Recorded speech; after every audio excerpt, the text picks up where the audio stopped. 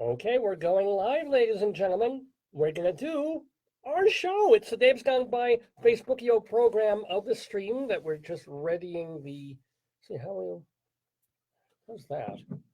Little too catty. Oh, sorry. Don't want to get you in the frame. The problem is that People getting seasick here. Hold on. my seat pushes forward, so I'm going to be like thrust into Yeah, something. no, that's all right.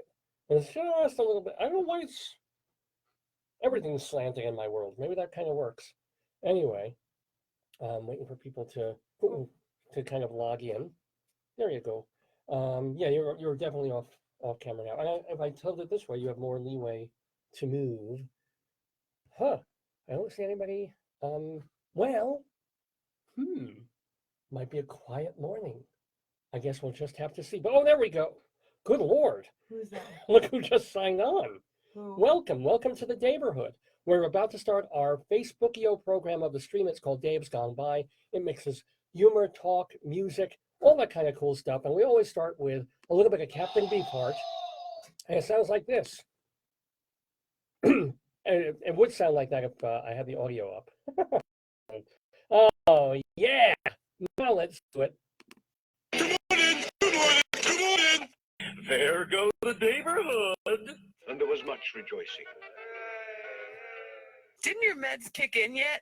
We got David Lefkowitz here. He's a Long Island Hearts guy. He's got his own radio show. I want you all to really enjoy a wonderful program done by a fine artist. A glorious thing of unparalleled beauty. Dave's Gone By. Dave is one of my very favorite broadcasters, so keep on listening to Mr. Dave.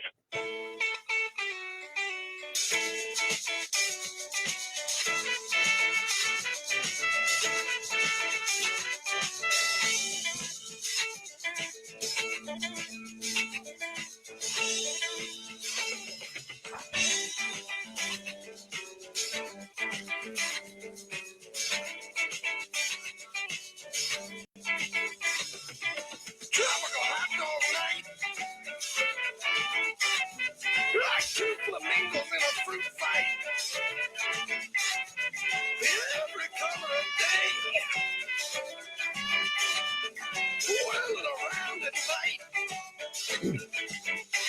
Well, there goes the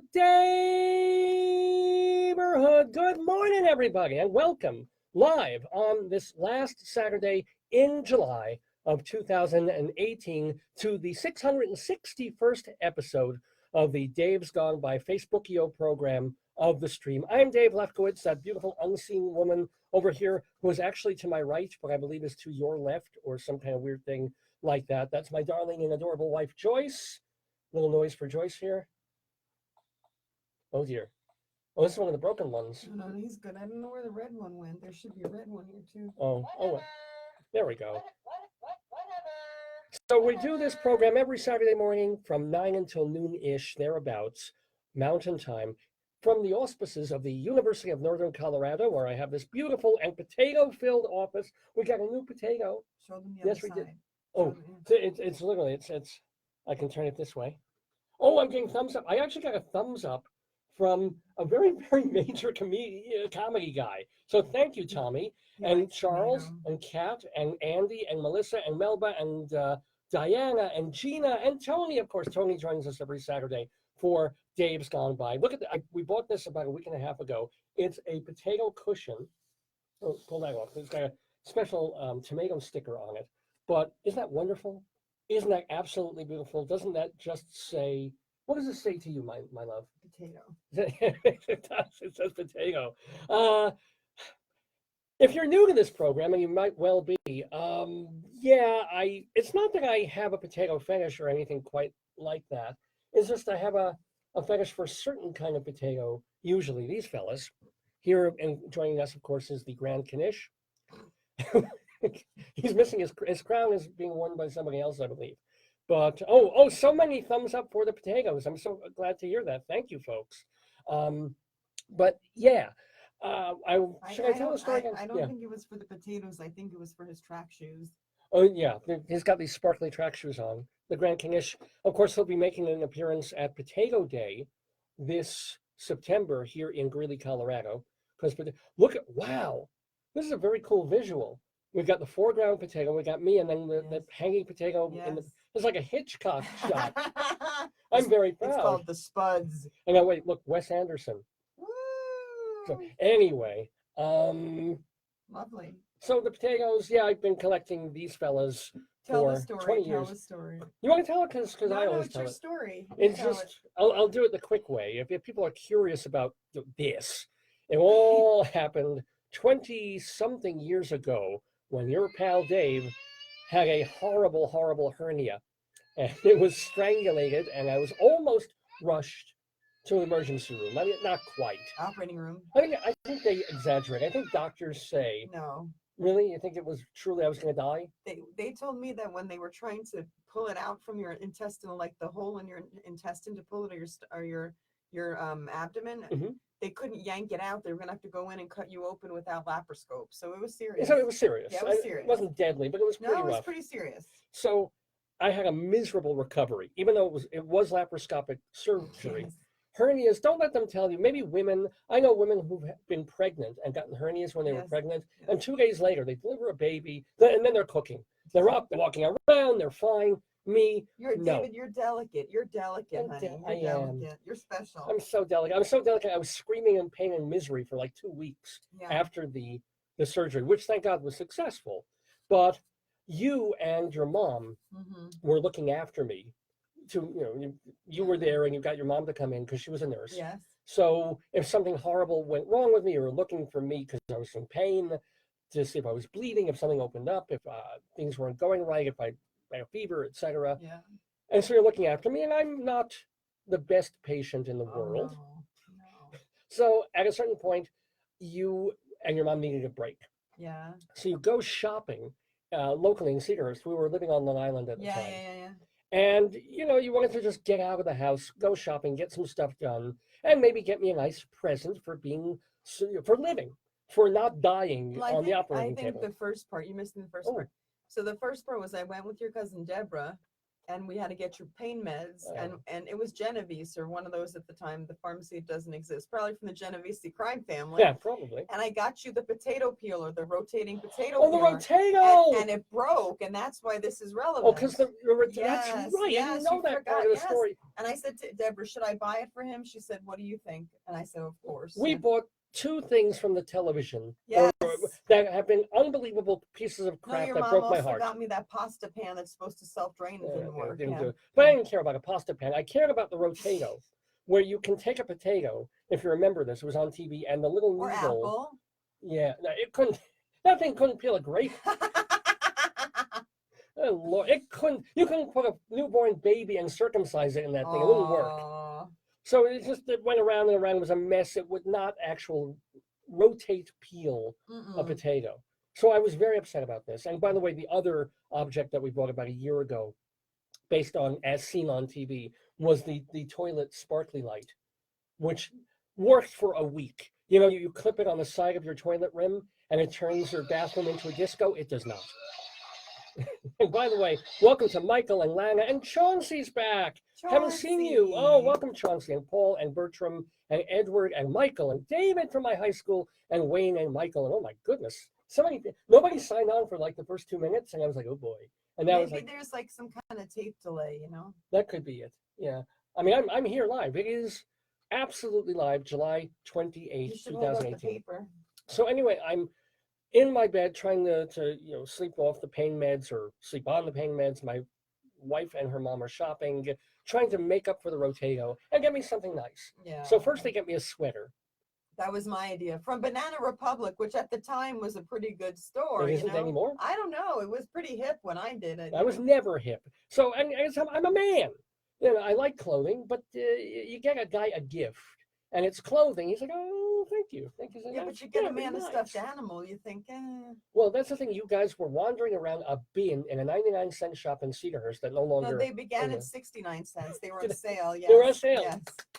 And what does she come with? They come home with. She sees this in a bin. One of No these. one had a hat though. Yeah, it was one of the ones on the wall. You can grab one if you want. You're like, ah. He's and an- she sees this is one an of actor. these. Yeah, what? He's an actor filling in. He's a It's not stand-in. real, Yeah, it's not the actual #1 potato. We don't even know. He's actually, he's an early one. He's number 18. 81. Wait, or is he 18? No, he's 81. Oh, okay, so he's still pretty early. Yeah, because I have about 400 of them now. Don't ask. And or you did ask. That's why I'm telling the story. Yes. And they see one of these in a bin of these, and they say, this is kind of cute. It's 69 cents. That's about what my Yeah. husband's worth. No, I just said if you don't like it, it's not a big investment, right? Yeah. So I said, let's get it. It's cute. He might get a kick. And they bring it home, and I'm like, oh, there is kind of cute. Yay, potato, yay. And liked it, and it helped me heal. I like to think. It used its spuddy tubiferous powers It's disgusting. to heal my aching intestine and not in the OSOS. What's down there? What my omentum Yes. and all of that. I love that Sure. word. Say it with me, won't you? Omentum. Have Omentum. potato say it. Omentum. He'd say Swiss cheese. He doesn't know. He doesn't really know. So felt great, and we've been married. Back then, we were only married about a year or two, A year. and even then, Less though, than a year. yeah, well, we were still in the romance phase. So everything we Really? do, you do in pairs. Oh, is that how it began? Yeah. Oh, yeah, sure. No, because we go back and I said, let's get one more because we all have No, to have tell two of the truth. everything. We went back in the to Cedarhurst to the place. Yeah.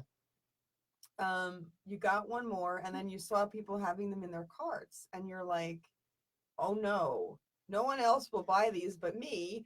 I'll buy them and Yeah, I'll give them to my friends. Yes. That would be a really good gag gift. So I'm gonna buy them. And then you tried to take one from a lady's cart. I did not. You were like, you're stalking the lady and you're with your cart. I was following stalking her. I Yes. didn't take it from her. No. But it's true. I saw that and I thought, wouldn't this be the best thing? Because when you go, you're invited to parties and dinner things and you go to see friends. You have to bring chocolate or a bottle of wine or you bring Why some would you bring a potato? pastry. And I'm like, wouldn't it be hysterical if instead of that, you walk in to some dinner party and it's like, hey, thanks for inviting us. Here, have this. And I got that Wes Anderson thing going. It's really cool. Or actually, it's Kubrick.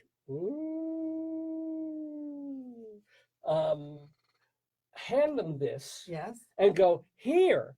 Have a potato. With love. Here's a potato, and eventually give all your friends potatoes, Mhm. and then they know what a lunatic you are. Yes. And I started doing that. I did that to your folks. I did that to my folks, my Yeah. cousins. I think I gave one to our friends Nihal and G. To the kids have Yeah. one, I think. And then something happened in old Dave's Then cranium. you went all Howard Hughes. Yeah. Then you went to hoarder / Howard Hughesing. I stopped wanting to give them away.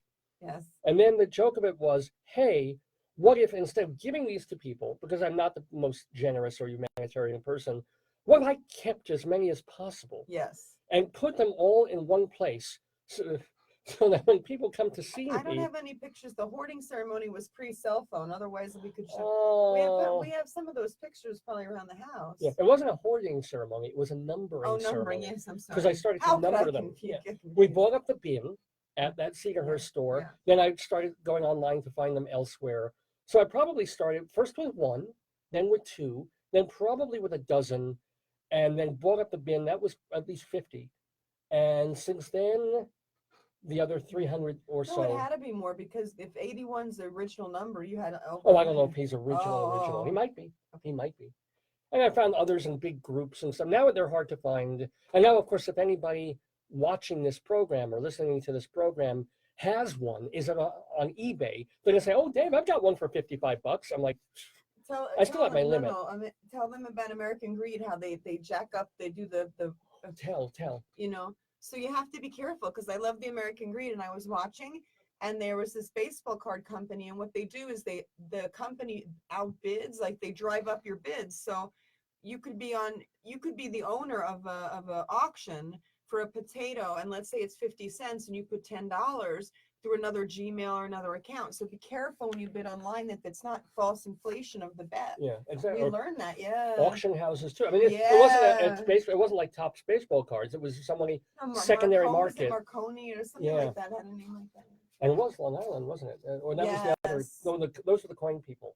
on Oh, Long the Island. coin people. Yeah, be very careful. Watch American Greed for scams. Yeah, but nobody please scam me on potatoes. They just mean Mhm. so much to me. And so do you for tuning in every Saturday from 9 until noon or thereabouts here in the Daverhood for Dave's Gone By. Now, let me tell you what's going to be on this episode of the Facebookio program of the stream. Because I banter with my darling and adorable wife Joyce for a bit. We also do Greeley Crimes and Old Times, which is a great segment we've been doing for about 3 years based on a story in our local newspaper. We go inside Broadway for news of the Rialto, tell you a bit about the theater. It's weird because it's the middle of July or the end of July. Shouldn't it be off season? Yeah, but two, count them, 1, 2 Broadway shows opened this past week. Which two? So we're going to tell you about them and how Which the critics two? reacted. Which They two? were, and the beautiful thing is they were both completely different kinds of shows. Good. So one was, I wouldn't say an experimental new play, but not the most commercial kind of new play. It was called Straight White Men by a new playwright, first Asian female playwright to get a play on Broadway in Broadway history. I gotta clap and let me go find I didn't bring the red one that has the good clapping. Oh, So I don't know. I have to find one here. Okay. This but one. yeah, there you go. Young Jean Lee. So the play was Straight White Men. It had all this trouble in previews and rehearsals. It lost 2 leading men, count them, Oh my 2, 1, 2, God. but opened up, and we'll tell you what the critics thought of Straight White Men What's on the Broadway. other one? The other one is we saw a segment about this on CBS Sunday Morning last week Can't remember. about a band. Bon Jovi? No, different gender. Oh, the Go-Go's. Boom! There you go. Head over heels. There'll be a lot of after-show grouping. Now at their age now, there's after-show metamuciling. Oh, I don't think so. They were notorious. Yeah, they were. So Yeah. on the road, they were notorious for being hoo hoo hoo hoo. So that show opened. There's a show. Check this out. What? It's a jukebox musical, right? It's shoehorning a bunch of go-go songs into a new story because they figure people will come in from that yuppie age group. They'll come in, they'll want to hear these songs and then, just throw them in. But they went creative with it. They actually grafted a story based on a Sir Philip Sidney poem Oh yeah. in Shakespearean kind of iambic pentameter verse. Oh yeah, because they're trying to build off a Hamilton. You know that. That's a Hamilton poem. Oh, you think that's why Of they did course it is. They're building off. They're trying to say, look, Hamilton's a historic blah with music, with rap. We're going to get the Go-Go's to deal with some. Of course, it's like I a never blender. made that It's a connection. blender. Yeah. Yeah, they put it now. Of Did course. the It's- critics like it that could- mash? It could even be a bunch of hoo-hoo, but they're saying that to get Oh. that audience. No. Wow, I thought I would give the creators a little more credit than that because one of the guys who did it, I'm pretty sure, is someone who created Avenue Q, which was downright but brilliant. they're blending. That's a blend. Well, they blended it, and we're going to see if they make a delicious shake yes. or what you showed me that they were serving somewhere in Scotland, I believe. Did they turn it into a delicious, like chocolate, yummy runza shake, haggis. You think haggis? or mayonnaise ice cream? Yummy. Yeah, they're doing this in Scotland. They're God. making mayonnaise flavored ice cream. Why wouldn't you just eat mayonnaise? It probably would have less calories. Why would it have? Oh, because you will add Have the the sugar and the cream, cream and yeah. the. I don't know. They're saying it tastes okay. It's creamy. Well, you can do things. Well, you make something cold, Mm. full of sugar and cream. You can do a lot. The volume is too low. Oh my! Oh, I'm sorry. Not sure. Huh? Thank you, Raymond, for telling me that. One of our listeners, viewers, said our volume is too low. I can't hear what you're saying. Try your computer. That's all the way up. I don't. Does anybody else have that problem? If you do, let me know. Or it may just be you, Raymond. Like me, maybe it's time for hearing aid because I'm partially deaf in that ear. If I make this louder, this will give me a feedback echo. No, that's got nothing to do with it. I'm sorry, Raymond. I can talk a little closer into Yeah. the computer. And by the way, welcome to Nathan and Frank and Mary and David and Tammy Faye. Tammy, I thought she left the Christian broadcasting years ago and died, but apparently she's with us. So welcome. I'm kidding. What, babe? Why I'm you? thinking how we can make it louder. I don't know. I moved the microphone a little closer to this mouth. Let me, folks, if anybody else is having trouble hearing me, or if you're not, kindly let me know. Not that there's anything I would know how to do now, but I might be able to fix it for next show. Or, Raymond, if it's really a problem for you, remember that once the show's over, we archive all our episodes. We put them as audio and video now on davesgoneby.com, and there you can blast it. You can, if our volume here is too low, you can play it as loud as you wish. So I'd love to keep you here for the rest of the program, but for now, this is really the best I can do. I'll investigate on my phone. Yeah. Let's do, okay. because is there anything else we want to mention, we want to talk about for the week? I said we got Inside Broadway this week, Greeley Crimes and Old Times, Colorado Limerick of the Damned, and oh, this one almost killed me. Now, these are limericks, little poems that I've been writing about every town or city in Colorado, right? Mhm. Everywhere from Right. What did Denver, Ben- Brighton. Bennett was last time. Yeah, Bennett. very good, Yeah, Bennett. yeah. And we've done Arvada and Aurora. So sometimes they just come like that, or I think of one and then I've got to revise it and it's done. It's quick. It's a 5-line poem, but this one friggin' killed me. Berthoud, Colorado. That's a toughie. Berthoud. But I did it. I made up a disgusting, horrible poem about Berthoud, Colorado.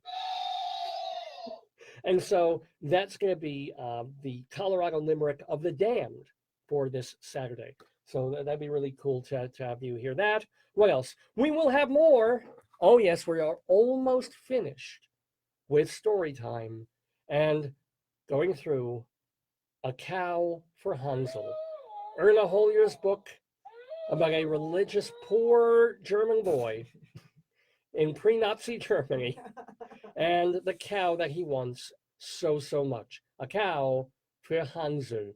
And I think we've really got 2 or 3 segments of this left, and then we are done. It's a good. It was That's like half a year. That was it was a Oh, it was page turner. oh yeah. See, here's we even have pictures. Let me see. Hold on, let me the people see first, and then see that's Mr. Kaiser. He owns the nearby farm where Hansel's been working. Oh. Yeah. He looks like a meanie.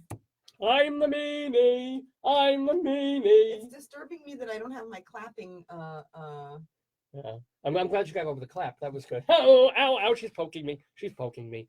Welcome to Tammy and Jeffrey and Michael also. So, is there anything else? It's just been such a bloody, horrible summer. I might talk to you later about Why don't you my unemployment benefits. show them the new so this is when at a university, sometimes you're waiting, with bated breath that your mail gets to you, especially in this very complicated system. So if you send us something, it might take normally in a house like a week.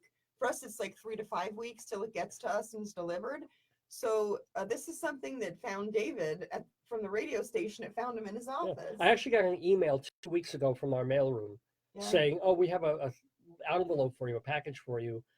Where should we send it?" Because I don't technically work during the summer. I'm Yes. laid off after I finish teaching in May, and I don't get to start again until You're like 3 Demeter. more You're weeks. like not Dionysus, the goddess of the underworld, where she's so beautiful and one of the other gods loves her. He can't have her, Oh. so her mother puts her underground, and that's how you get the seasons. When she's underground, it's winter, and when she's Oh. above ground, it's summer. Is that Persephone or Demeter? Yeah, Oh, maybe yeah, one of one I of think them. Demeter, but I'm confused. Yeah. Or Without my phone, I got no brain. Shoshana, I think her name. might have been. No. Anyway, That's your cousin. so I get this email. Hey, we have something for you.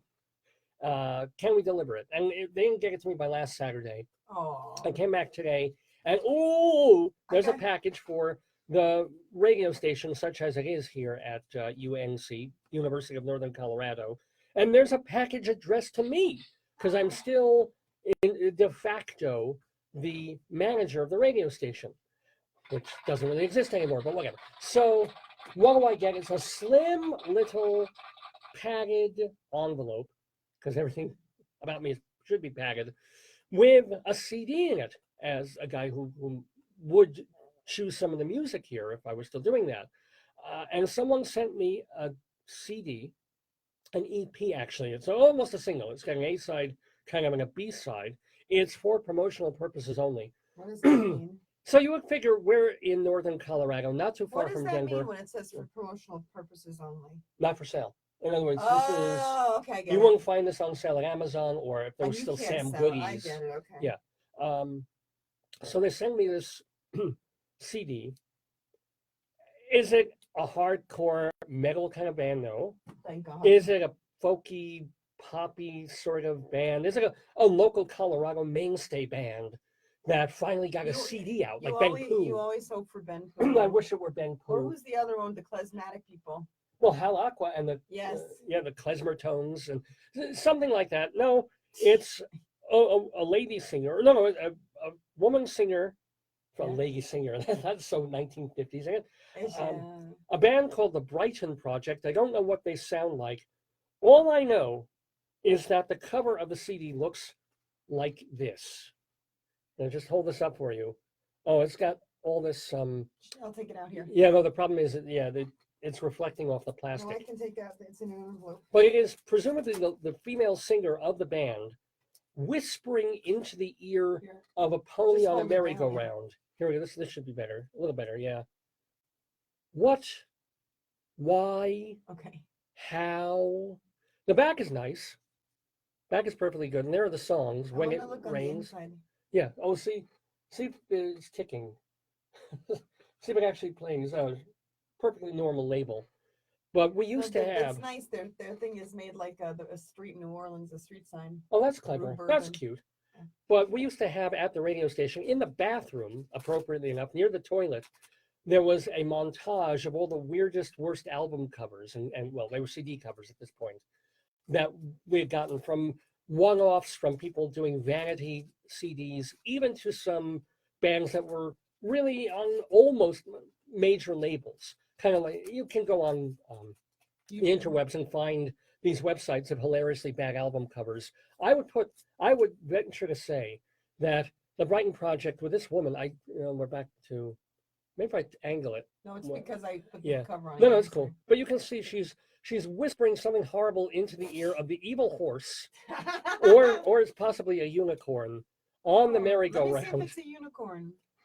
What would that be? No, it's a horse. It's a horse? Yeah. It was a mule. It was a horse. It was a mule. You Horse. heard that story about one zoo where they were taking a zebra. They were taking donkeys and painting them with stripes to become zebra. Oh, Yeah. wow.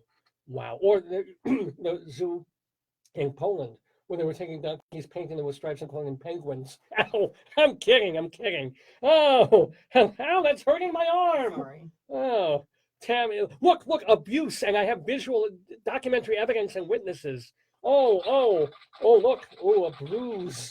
Give me your Ooh. potato pillow. Okay. She's gonna hit me on the head with it. Anyway, it's Tammy, Jeffrey, Michael, Noah, Frank, and everybody. Welcome to the Daverhood on this Saturday, June 28th, 2018, for the 661st episode of Dave's Gone By. We're calling it Mayr Mortals.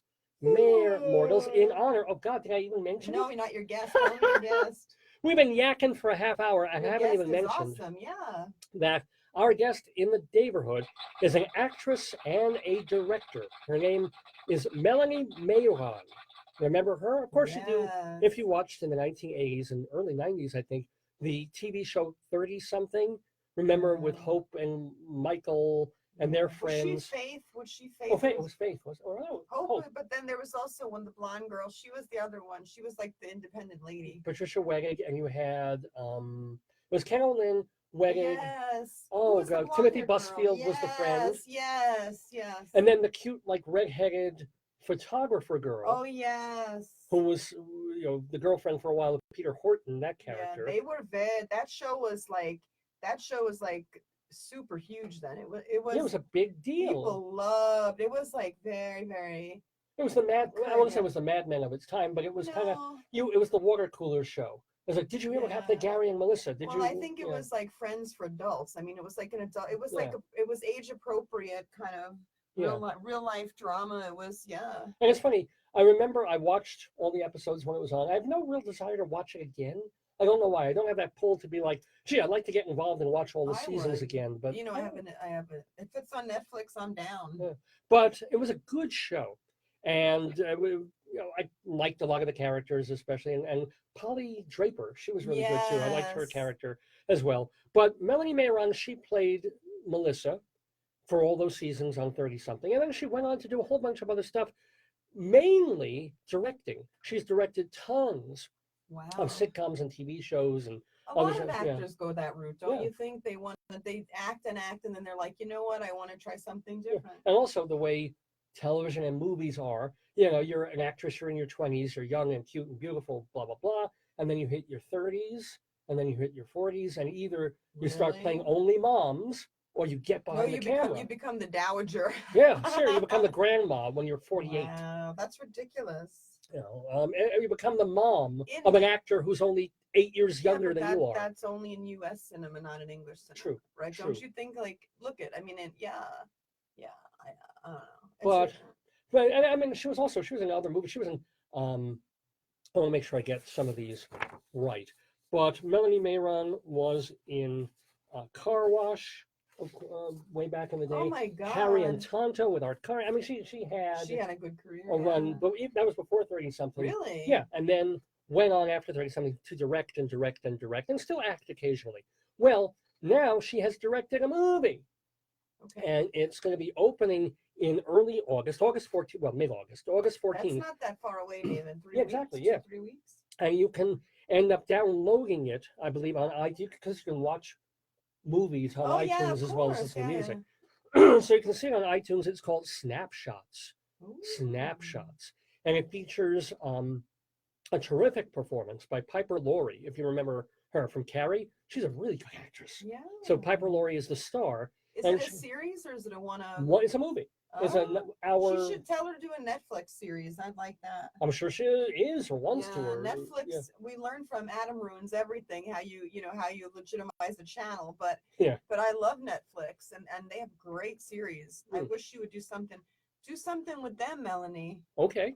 Oh, I'm sure she Yeah. wants to. I mean, she's looking, I'm sure, for her next project. But right now, she's busy promoting, of course, this film, going to festivals and Mm. things like that, and being in wide digital release Oh, distribution. on August yeah. 14th. It's called Snapshots. Again, Piper Laurie plays this grandma, and it's a 3 generations of women kind of Woo! thing. So the daughter, she's married, but she has a What's decision that to other make. one like with Julia Roberts with all the women? Oh, August Osage County? No. Not sure. Mortal Kombat? No, it's with they're all Southern women. Green Oh, Tomatoes.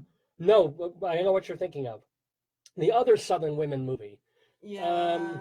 Haircut, Barber Thing, Broadway play, Yeah. Help Me Theater People, Steel Magnolias. Yay! Yay! Is Yes. it like that? Well, to an extent, there's some level of Have that. you seen it? Yeah, I watched the movie because Oh, before I wish I I could. got to interview her, or actually, I was going to interview her. I was all set to interview her. I prepared It's to called- interview I'm Melanie gonna look Mayron. it up. Snapshots. Yeah, and then Rabbi Sal Solomon got the call to interview her instead. Uh-oh. So, unfortunately, I'm sorry, Melanie. I wanted to do it, but Rabbi Sal, he does have certain privileges around here on this program. So, Rabbi Sal Solomon will be interviewing Melanie Mayron, the actress and It says director. that, I'll give you this here. Yeah, give us the synopsis. My phone is total. Oh, okay. It says a 2018 film. Hmm. It says when a grandmother's past collides with her granddaughter's future Yeah. and her daughter's angry present, the love between three generations has to overcome decades of deceit. Ooh. And then it says, director, you want to? Director Melanie Mayron, edited by Josh Rifkin, Jewish name. Story by Jan Miller-Koran, which I believe is based on, it's either her or Catherine Cortez, has sort of a story in her family's biography that. Oh, they have a trailer on YouTube. Yeah, of Tell course they people. do. It's a film. And it's an IMDb. Yeah, well, of course. And it's been reviewed already. How could it have been reviewed? I don't know. Well, maybe at festivals or they released it to some critics. 3 early. days ago. Oh, okay. I So they're never getting it even out seen there. it. Well, if they're going to release it on iTunes, I guess they want reviews to already be there so they can say, hey, we got some good reviews. come watch this movie, come download it for whatever it costs to download a movie on iTunes. Excuse me. And by the way, while Joyce is checking that, hello to Jeffrey and Michael and Noah and Frank and Ruth and Bert. Interesting name there, Bert, but welcome to Bert on the Dave's Gone By program. So, Melanie Mayron, yeah, she'll be with us in a little while. But we also have Broadway to do, we've got a Limerick to do. Before all of that, I also want to tell you about our wonderful sponsors, the fine folks at Hewlett Minuteman Press, the copy kings of Broadway in Hewlett, Long Island. Since 1974, I believe, the Toron family has owned and operated Hewlett Minuteman Press right in the heart of Hewlett. It's across the street now from the giant Petco, 2.5 blocks from the Long Island Railroad station there. And it is the place, if you have copies to make, black and white, color, single-sided, double-sided, big 1,000-page volumes that have to be bound or spiral bound or laminated, or even just a one-off, 1 copy, 10 copies, Hewlett Minuteman Press can do. You know what? Let's do the letter M for Melanie and for Mayron. M. These are just some of the things that Hewlett Minuteman Press can do for your company, for your business. M stands for magnets, mailers, mailing envelopes, mailing labels, master business card program, matches, mechanicals, membership cards, memo cubes. Those are fun. Memo pads, moving supplies, boxes, and more. Monograms, mugs, of course, multi-part forms, and municipality forms. And, look in your drawers. If you're running low on municipality forms, Hewlett Minuteman Press is the place to go. So they're open 5 days a week during the summer, 5.5 days during the fall and winter and spring. 516-569-5577, area code 516-569-5577, Hewlett Minuteman Press. And, excuse me, if you tell them Dave sent you, you get 10% off any job, big or small. Hewlett Minuteman Press, they have it all. So, yeah, that does it for one of our main sponsors. Anything, what you finding out, babe? No, they liked it. The Hollywood Reporter liked it. Oh, good. Oh, good. We're not giving away the... No, it goes over the whole plot, basically. Well, yeah, basically. There's a hidden story in Grandma's But I don't past. like when they say I don't like when they tell the story, because then it's a, what do you call, plot spoiler? Yeah, but if you don't tell the whole story, it's like half the actors you can't mention, because it goes back in time. Just letting you know. By the way, welcome to Robert from my high school. Yay. And give my regards to your brother Ricky, too, who was in my cohort. All right. I think it's time to talk about crime. It's time for crime, ladies and gentlemen. You know Frank Scheck? Yeah, what about him? He said, well acted and affecting Oh, good. in the Hollywood Report. And he's a Hollywood Reporter? Talking about the movie. Yeah, he has been for years. Yeah, see? Frank's an old friend of mine. He writes mostly theater reviews, but I guess he does movies too for the Hollywood Reporter. He gave it a ripe red tomato. Let's see. 3 ripe red tomatoes. So people are liking this movie. It's a good movie. And Rabbi Saul will push this. I will push this too. There is sexy naked action. And then the kind old Dave likes. Oh, yeah. Oh, yes. So just so you know, if you're thinking, it's a chick flick, it's this, and it's a generational wah-wah. Then it should be Netflix. Because Netflix, you could do that. Look at the Girlfriend's Guide to Divorce. All it was like soft porn. Yeah. So yeah. Anyway. Tell her to do a Netflix series. Now I'm thinking of naked women. Oh, thank you. I needed that. Anyway, what we need now is Greeley Crimes and Old Times.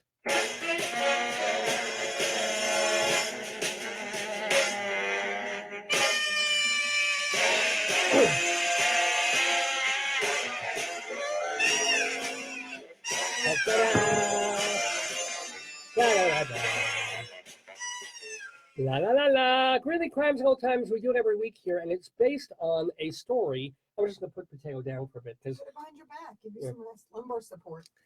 Because my lap is getting really warm, and I don't just think it's from thinking about that movie. Okay, so is that comfortable? Not really, not at all, actually. All right. He's resting on the floor. He's napping. Bye, Potato. I'll be back to you. So, Greeley Crimes and Old Times. You want to tell them what it's about, babe? It's your show. You do it. Okay. So, there are two, count them, 1, 2. I don't know why I've started doing that.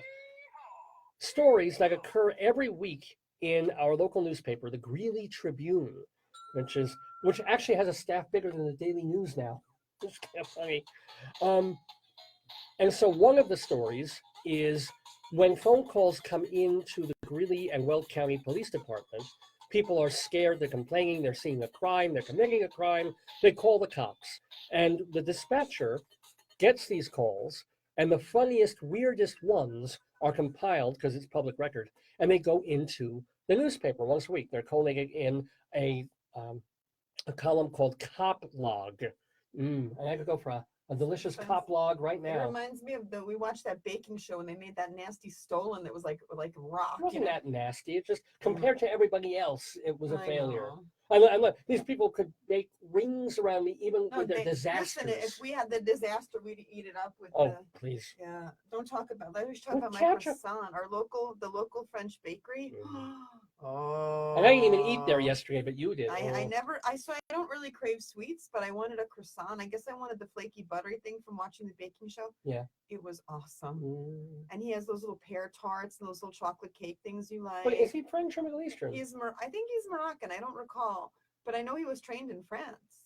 Cool. And it's No, because I need to know, because if he's Moroccan, I'll call off the ice raid. Hey, No, I'm kidding. I kid.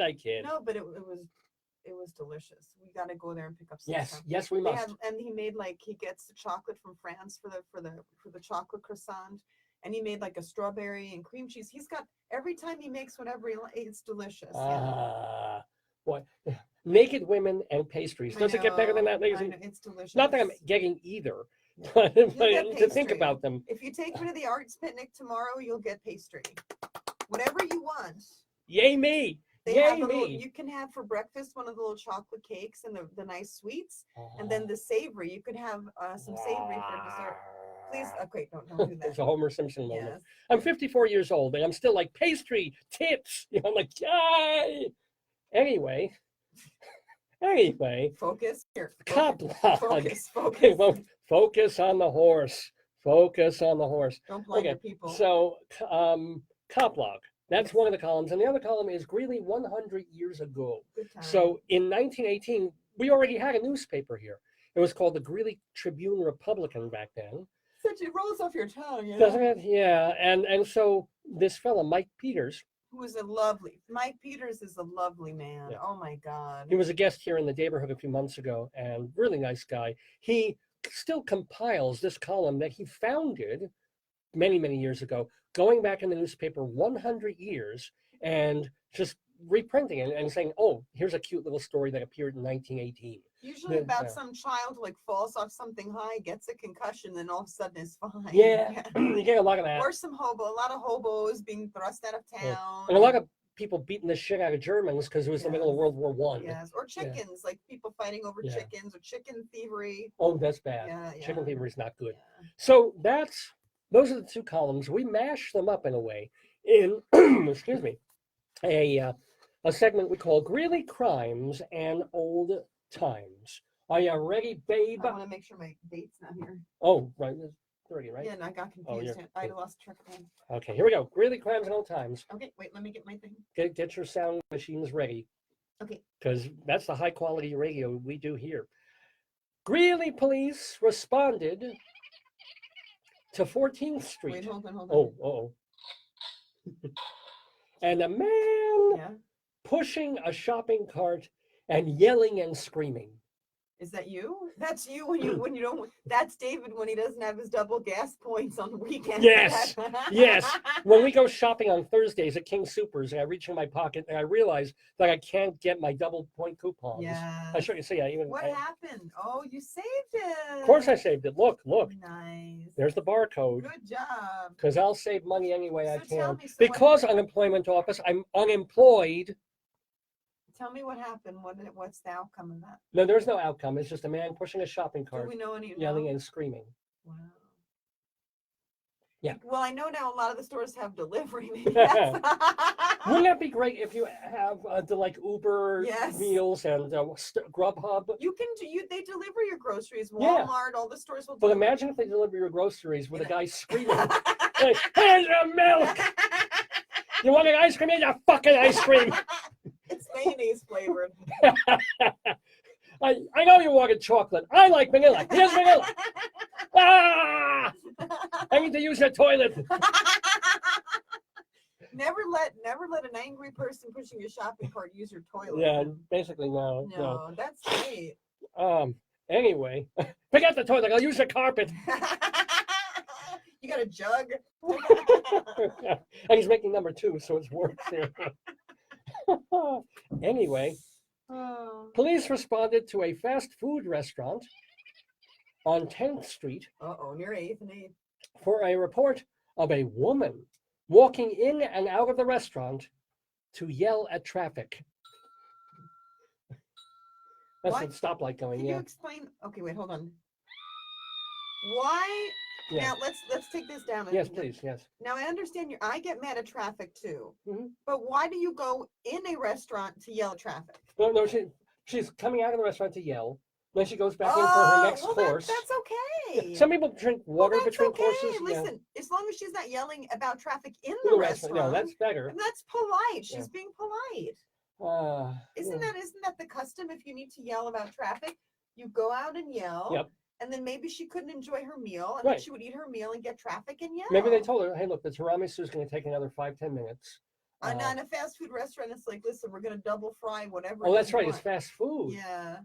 Why would she go? I mean, there's no Well, time to walk. Maybe what's happening is the drive-through is noisy. You know, And listen, that's terrible. she wants to talk to the clown. She probably just wants to have a quiet Yeah. fast food meal. Don't we all? Yeah. Yeah. Anyway, we're doing Greeley crimes and old times here. Because of the war, Oh, geez. several German men, not that I feel terribly bad about this, but because of the war, that's great. That's a great combo. Several German men have been punched in the head in Greeley because they insist on speaking German on the city streets. Police have taken men. Now here's the deal. So it's late in the war in Yeah, Europe. yeah. We were only in there for like a year and a Yeah. half, but it's 1918. So my grandparents' people, my grandfather's people were here. Yeah. They Oh, left you have Germany. German, Austrian Yeah, they left ancestry. Germany. But here in Greeley, yeah. where you see a German on the street, you punch him in the head. Well, they kept running over the police statue the other week. But You what need a did, diversion. what did the police do? What did the police They do? probably arrested the Germans. They took the Germans Yeah, in yeah. and lectured them on speaking English. Could you okay, so we're both in a similar cohort. We grew up in a time when you were lectured to. I don't know if they even lecture to children anymore. We've got a good Oh. talking to. Like we got shamed. The nuns would shame us. They browbeat us. They would make us feel guilty. Like I don't know if they do that I think you anymore. can still bring a misbehaving And you could- 9-year-old to a cop and and lay lecture- down, be stern and I all don't that. know. I don't know. Sometimes remember the kids called the cops when they were bored. Oh, well, we get those. But it's just this idea of, you got innocent people Yeah. who happen to be German, Look what they speaking did German. to the Japanese. They course, interned them. yeah. I mean, so you got to think it's risky, right? Yeah. It's risky. I mean, I know if I had some Japanese interns, I would get so much more work done. I have them do all my indexing, my logging, some of my writing. I feed them. Keep going. All right, anyway. Oh, are you ready for, on this this Greeley Crimes and Old Times, are you ready for a special animal edition? Sure. I don't have. I know my. Oh, we don't have animal we have sounds? this. That's all right. Okay. Those are all scary animals. We Do we don't have have- we need a um, speaking spell with like Oh, we have bah. this one. We have this one here. Oh, they're all scary. What is this? Well, we have an animal special on Greeley Crimes and Old Times. No, certainly not. Although that is far more. Yeah, okay. Police responded Yeah. to 16th Avenue for a report, Yeah. and I love the alliteration on Yeah. this, of a rabid rabbit. A rabid rabbit. Wow. Well, we've had rabid bats. We've had norovirus. Yeah, We have a neighbor who has raccoons dying in his floorboards. that's true. Yeah. The caller Yeah. said the rabbit was sitting in her yard Yeah. when another rabbit hopped over and quickly scampered away. She thought this meant one of the rabbits might be sick. Officers said this was typical rabbit behavior and that bunnies are almost never carriers of rabies, as is the case with other small rodents. I didn't know that. So you don't get rabbits with rabid rabbits. You don't get that much. Rabbits are very timid babies. They're not. Rabbits with rabies. Yeah, they're not. Yeah. They're not. Oh, that's good to know. But if you saw two bunnies acting oddly, would you call the cops? No, I have squirrels that Yeah. stalk us all the time, and I don't call the cops on them. That's true. Yeah, National Guard, I think, should be called in for those No, squirrels. I think just like a handyman with a plunger, they can solve anything. Oh, yeah. I call him in for something else, darling. Wiggle! Anyway, don't know what that means. Police, more animals. More We animals! don't have any good apps. Police How about this? responded. We have the bell, like on the farm. We can dingle dingle the bell. I don't know where that is. Oh, well, sure you don't. You know where it is. You just don't like it. It's loud. Police responded to Bittersweet Park for a report da-da-da-dum, da-da-da-dum, of an aggressive guinea pig on the loose. What? Yes. Yes. What? This was in the newspaper, How folks. how can you? Guinea pig on the loose. Scary. Armed, dangerous. Why don't they just call animal control? I mean, I don't know. Why don't you just run the other direction? Yeah, It's a dude. guinea pig. Dude, yeah. How fast? I mean, you had guinea pigs. How much faster do They're they run? rodents. They can Oh, they haul can go? tail. Yeah, Really? yeah. Oh, okay. I had a hamster, not a guinea pig. You never had? I thought you had Mr. Nibbles was my A hamster, hamster, not a guinea pig. I thought you also had a guinea pig at one No, point. I never know. I Oh. know people who have them. Police responded. Now, we get all hepped up on 8th and 8th. When something happens on 8th Street and 8th Avenue, we get really hepped up. Yeah. This is not 8th and 8th. This is 16th and 16th. Ooh, So doubly. it may be double. For a report, Of what? now remember, police responded to this. Mm-hmm. A report of a male and a female duck walking behind some bushes and carrying a trash bag. Listen, every species wants to have safe sex. If they whatever they do behind the bush with the trash bag, What happens in Bittersweet maybe Park? maybe they stays. felt they would suffocate. Because Oh, if well, you eat plastic, why don't you just grab the trash bag? Go there and grab it. Well, ducks are scary. Have you ever tried? Geese are bigger. Ducks are not bad. You just grab it and run. Maybe there were drugs in the bag. Oh, you think it was a cartel? Well, yes. There's an opioid duck crisis. I'm saying they would walk normally, but they waddle. Why? Because they're all fucked up in the head. Yeah. That's I'm funny. telling you, they watch the commercials, they get it from their doctors, they don't even have to pay, they just say, Really? put it on my bill. That's a little joke right there. Kind of comedy we do. Yeah. This is why Tommy's gonna drop Cheech and come join this. Yeah, he's gonna drop something. He's gonna come to Colorado, but not for that. He's gonna live in Garden City. Are you ready for more animals? Oh yeah, I have no sound. And this actually made in a hard copy Yeah. of this Front week's page? Greeley Tribune. Didn't make the front page, but actually made the hard copy headline Whoa. for Cop Log in the Greeley Tribune. Police responded to 8th Street and 31st Avenue for a report of a kitten covered in poop. That's disgusting. I know. How would you know it's covered in poop? You would know, or as opposed to mud, I guess? Yeah. Wow. Probably mud. Maybe. Would you get close enough to find out? Of course I would. I love animals. I'd be like, come here, little kitty. If you saw a potentially rabid cat covered in potentially I would wear excrement. like Oh yeah, you bring gloves. plastic gloves with you everywhere you go, so you can Of pick up course. kittens covered with shit. of course, yeah. Yeah, really. That's how we met. I've had some pussies that smell like shit, but no, you go, ow, ow, ow, ow, ow, ow, ow, ow, ow, ow, ow. Are you ready for Okay, I think that is the animal portion Thank you, Jesus. of Greeley Crimes of All Time. That was rough. A Denver man, Wow. driving through here to Wyoming. Woohoo! He was stopped by police, and they searched his Hupmobile. For what? This doesn't astonish you that someone was driving a Hupmobile?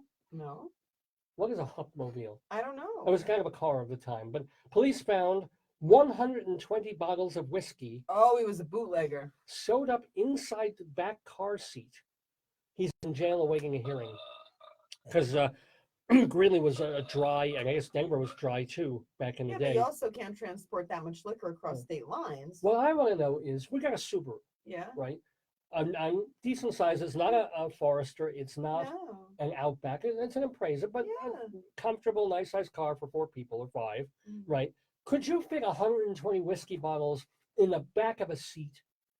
How the hell did they do that? Was it built like a train?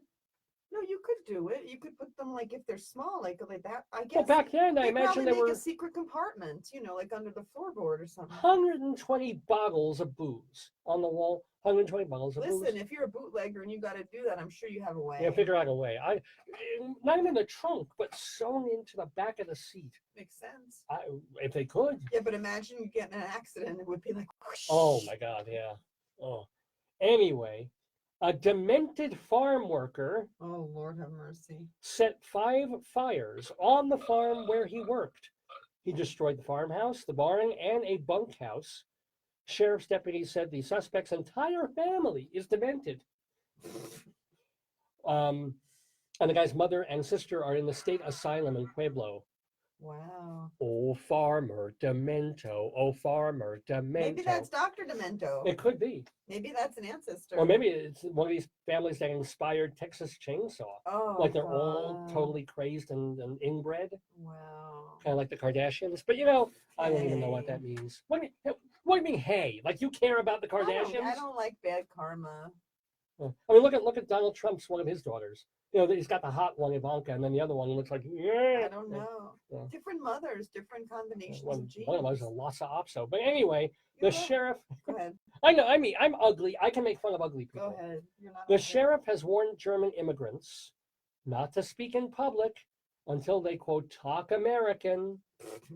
So that's kind of related to the one that we, I guess you gotta ask about baseball and apple pie. because another German farmer was punched in the head at the local pool hall this week because he wasn't speaking English. I just think all these Germans who were mistreated Yeah. in the waning days of World War I. It's nice that Germany did not hold a grudge. You know what? It's like I'm glad Dr. Pohl wasn't practicing then. He's Dutch, but he would have gotten in trouble. Well, yeah, they would have Yeah. sounded Yeah. German. Black Adolf Hitler was okay. Nothing happened to him. He was all right. Because, anywho, we have an advertisement. We have an advertisement, ladies and do? gentlemen. Your house Yeah. can now have electric power, Whoa! What are you talking about? That's crazy. even out on the farm. Whoa. A Lally Light gas generator will supply, Yeah. lighting for the house and power to run the churn. Whoa! My churn will be run. Wouldn't that be great? Not have to churn Yes. yourself. Yeah. To everything, churn. The separator. So it will power your separator. What's my separator? Clitoris, I guess. No, ow. And the washing machine. Ow. That's a lot of pinches for one joke. Oh my God. I'm Tom Waits. I'm Selma Diamond now. You're There it is. fine. Mm. I can get your tea on the floor. Notice how much she enjoys hitting me. Tom, I want to make sure you don't choke to death. So you got the churn, the separator, and washing. How much does it cost? Doesn't say. Mm. But I'm just saying our churn runs like shit on AA batteries. Yeah, I know. Shall we go elsewhere for a moment? Yeah, We let's do always take one moment. By the way, this moment is 10 o'clock in the morning, Mountain Time, here in Greeley, Colorado, in northern Colorado, where we do the Dave's Gone By Facebookio program of the stream every Saturday. Oh my God, that was awful. Don't do it on air. I'm on air. That's the one difference when you have video. You cannot on the radio. A broadcaster, what he can do is he hits a little button, the mic goes off, and he moves away from the microphone. He Ah. sneezes, he vomits, he farts, he kills somebody. Yeah. He gets back, he hits the button, he's back That's on like mic. a Columbo episode. Yeah. Here it's like, you know, and there's this goo all over the screen. But anyway, speaking of people popping up on my screen, we got Noah and Frank and Ruth and Bert and Robert and Karen from my old library, and all the cool folks who tuned in and gave me thumbs up earlier on. Thank you so much. We got a great show that we're doing here on Dave's Gone By. Coming up, Melanie Mayron talking to Rabbi Saul Solomon, our Colorado Limerick of the Damned. We'll go inside Broadway for News of the Rialto, a Saturday segue of songs in the news. Colorado Limerick of the Damned. Did I say that one already? Yeah, Melanie Mayron. Oh, and a story time. A cow Hansel. for Hansel. All of that coming up on the next 2 hours or The so. chicken will play the mother. Oh, that's right. We have Mrs. Bakbagak as the mom, and the Grand Kanish can sometimes play a part. Maybe we'll have Horse Lady. She could be the mother. I'll She- take her out of the thing. Yeah, it's just going to show she that. She could be Mr. Kaiser, the mean farmer. Oh, man. He's not mean. He's just strict. Yes. It's the veterinarian who's the bad Oh, guy. yes. The veterinarian is evil. Well, Ooh. she's doing something bad to the horse. So she Yeah, could I be don't know what- veterinarian. I don't know what's going on with this. We got the CD in the mail today here. New Orleans is sinking because of bad music like this, ladies and gentlemen. No, I mean, don't say that. I don't know. It might be wonderful. Might be a You great could put it CD. in your. I could try it. I'm afraid it'll break the machine. No, in your school one. Yeah, no, I'm saying. Let's do a little bit more Greeley Crimes at All Times, and then we'll get on to Inside Broadway. But, Yeah. well, I wanted to go elsewhere. So for news happening elsewhere in the world, Dateline, Charleston, South Carolina. So we're going to Charleston chew on this, ladies and gentlemen. Okay. This story goes back to May, I admit, but Okay. it's worth waiting for Okay. or going back for. Mhm. A South Carolina woman ordered a cake Oh, good. for her son's graduation, college Yeah, graduation. Yeah. He deserved it because he graduated summa cum laude. Whoa, nice. Now, is Magna higher or I summa? think Magna is higher. So there's like I'm smegma not cum sure. laude, Magna. I'm not sure. So summa should be summit, but Magna is like Magna. I don't know. I know. But anyway, he did really, really well. Okay. I'll look it up. So she ordered a cake online from the Publix supermarket chain, which is a chain. We didn't have it in New York. We didn't have it here in Colorado. It's probably a southern thing. So Joyce is looking up You just keep going. cum laude. Well, anyway, she ordered a cake from this grocery supermarket chain called Publix, and she had the phrase, "Summa cum laude, congrats, Jacob, class of 2018" on it. Great. Well, even though, knowing in her head that something might go wrong, this woman wrote a note to the people making the cake, reminding them, letting them know that summa cum laude is a Latin phrase for best of No, the best. Graduating. So what Yeah. is cum laude means graduating with honors. Right. Magna is with the greatest honor. Honor. Honor. Oh, we could. And summa is with highest praise. So summa is under magna. Yes. Okay. Yes. Oh, well. I wanted to graduate with an honor. That would have been so cool if they gave me a little playful honor when you graduated. It says Magna is 3.8 to 3.9. Summa. Yeah. Oh wait, Summa is 4.0 plus. So Summa is better. So summa is the summit. Yes, Oh, you're okay. right. So summa. This kid was a summit. He was 4.0. Wow. Yeah. I wasn't either. I was Dean's List, but I I was like was. 3.4 or some was one crap of like that, them. 3.6. I don't remember which I was. Actually, wait a minute. When I got my master's, I was 4.0. Wouldn't that have made me Yeah. summa cum laude? It probably said it under your thing. Yeah. I gotta check. I don't think it does. Yeah, they screen everyone. But for can't there honors. just be one? No. Oh, so anybody gets 4.0? Yeah. Mhm. I gotta put that on my resume. You're thinking of Unemployment You're office. thinking of valedictorian and salutatorian. There's one of each. Oh. But the honors, Latin honors, I'll tell you because one of my students did really well and freaked out because she saw something weird on her transcript. And I asked what it was, and they said, "Oh, we screen all students for honors." No, but I got 4.0s straight when Yeah. I got my master's So here. then you should have. It should say. I should be magna cum laude. No, summa cum laude. cum laude. Whoa. Anyway, Check your diploma. I will. But this kid graduated summa cum laude, That's 4.0. And the mother tells the supermarket chain, the bakery department who makes the cakes, there's a Latin phrase, please spell it correctly, da da da. But even in that thing, in the it was like an apparel, graduation apparel, they said there's a lot of common misspellings of it. Well, this was intentional. What do you think they did? Tell me.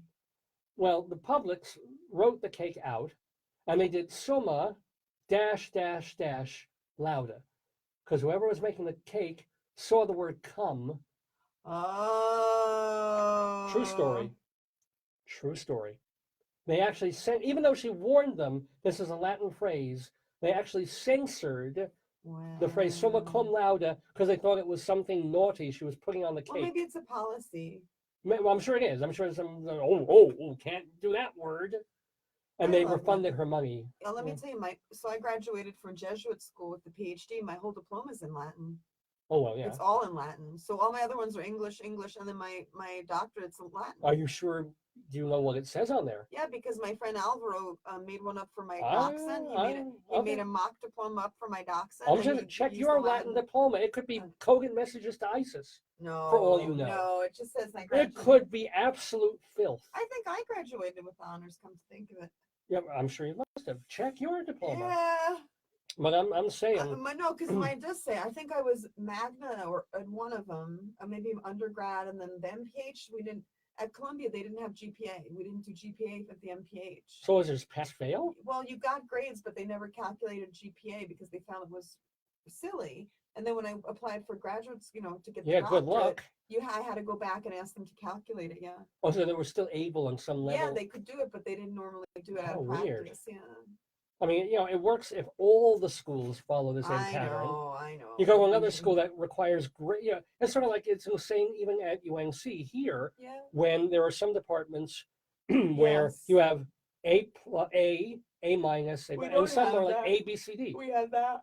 I mean, there should be a uniform policy for the entire. It's a college decision, college-wide. But it's ridiculous. Well, that's what it is. Because kids take different classes in different colleges. So that's why you write on your syllabus, we give whole letter grades or we use plus and minus system. Yeah, but that doesn't go on transcripts. It doesn't go on your diploma. I know. Some kid who can, is happy squeezing by with a B, doing B minus work for the whole term, takes a class in a department, and suddenly they got a C plus, or you know what I'm saying, or they get a literal, you know what I'm saying. Yeah, it's harder when you don't use the plus and minuses. When I first came here, it was odd to me because I've always used them.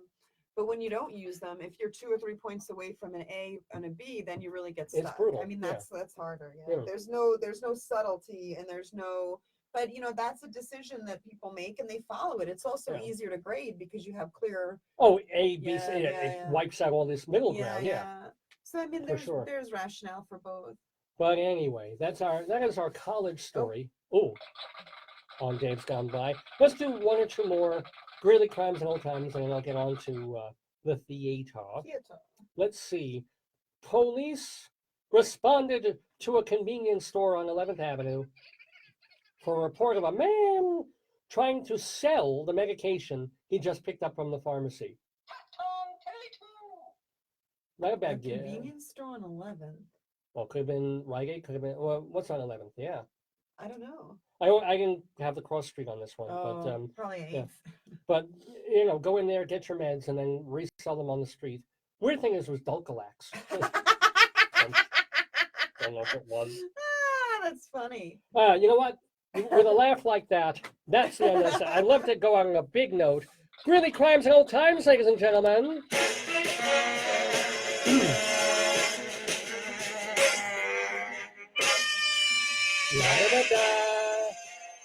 Squilliot and Dweeby. Squilliot and Dweeby.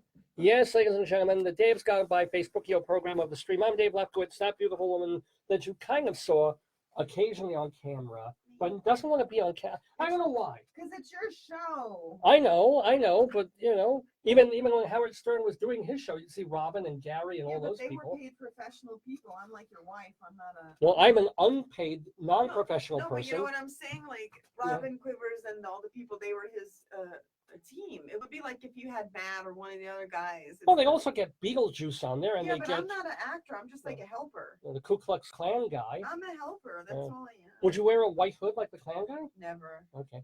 Would you wear the potato costume? Only if forced.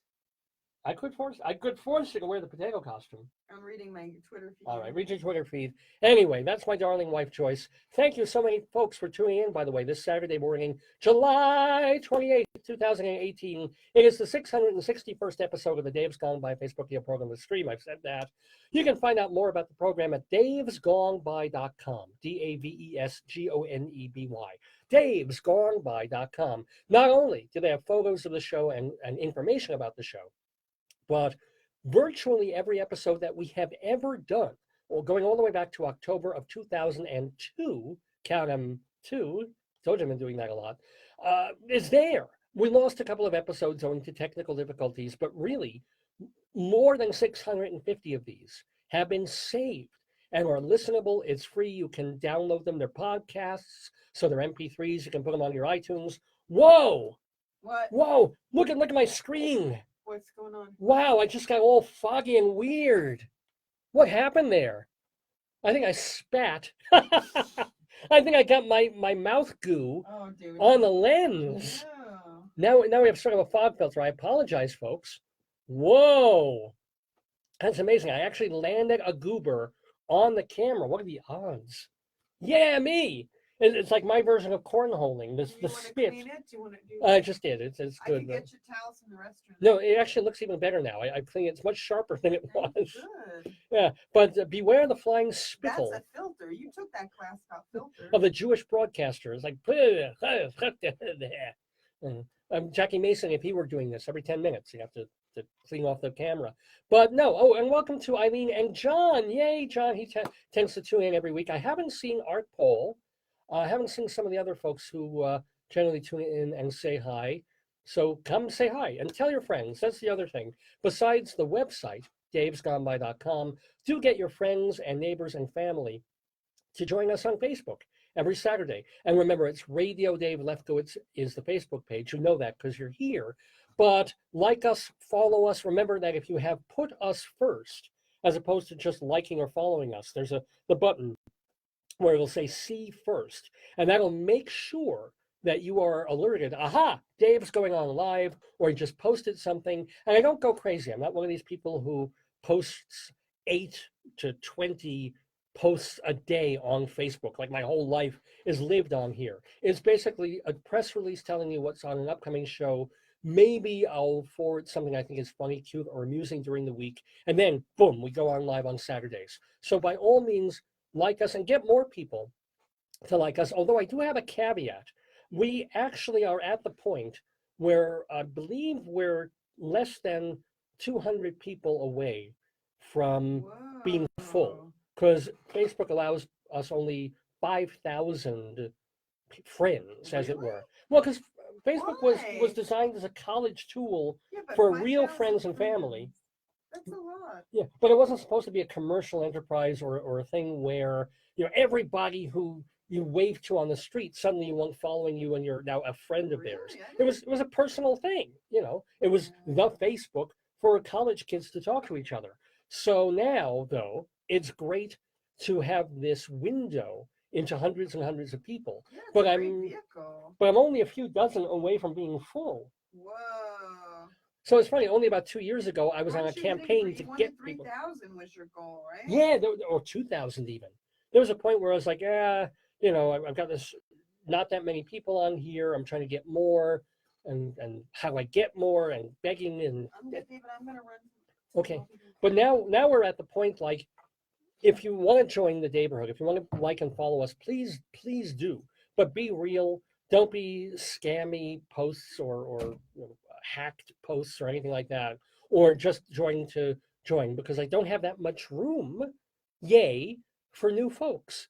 But if you're going to be friends of the Daverhood, and message me by all means, and write to me at davesgoneby@aol.com, davesgoneby@aol.com. I'd really love to have you. So it's weird. It's this dichotomous push-pull. It's sort of like, yes, please get more people watching and liking the show, but only people that we kind of want, because we don't have enough room anymore. Weird, but that's the show. That's me, Dave Lefkowitz, here every Saturday in Greeley, Colorado. Well, those of you who know me and know the show know that actually I'm originally from New York. I spent my first 40-something years in Brooklyn, Long Island, working in Manhattan, and going relentlessly for many, many years to the theater.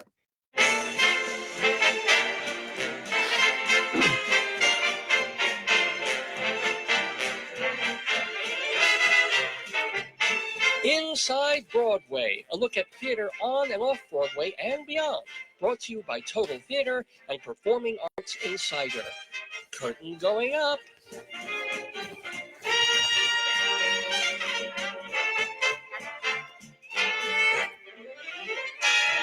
Da da da da da da da da da da da da da da.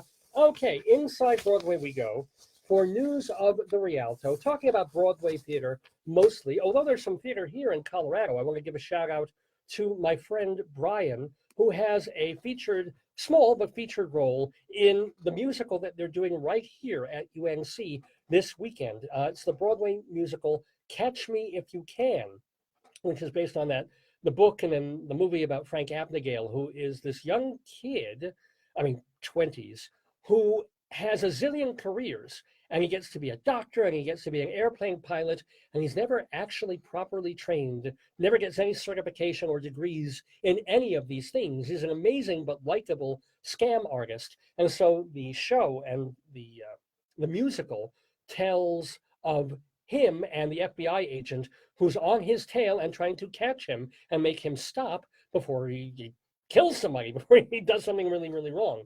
So it's called Catch Me If You Can. I saw it on Broadway. It was pretty entertaining. Well, you have a chance now to see it here at the University of Northern Colorado because they're staging it as part of the Little Theater of the Rockies summer theater that we have here in Greeley that is connected to UNC.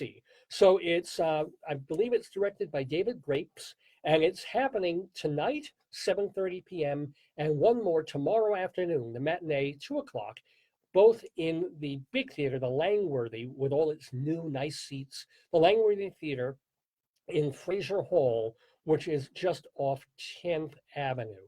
So check it out. And I think tickets are like $22 for adults, $20 for seniors, and it scales down from there. But it's Catch Me If You Can here at UNC. But we're catching some theater news and information every Saturday on Dave's Gone By, just because theater's important to me, and I like to share what's happening on the stages of New York with you all.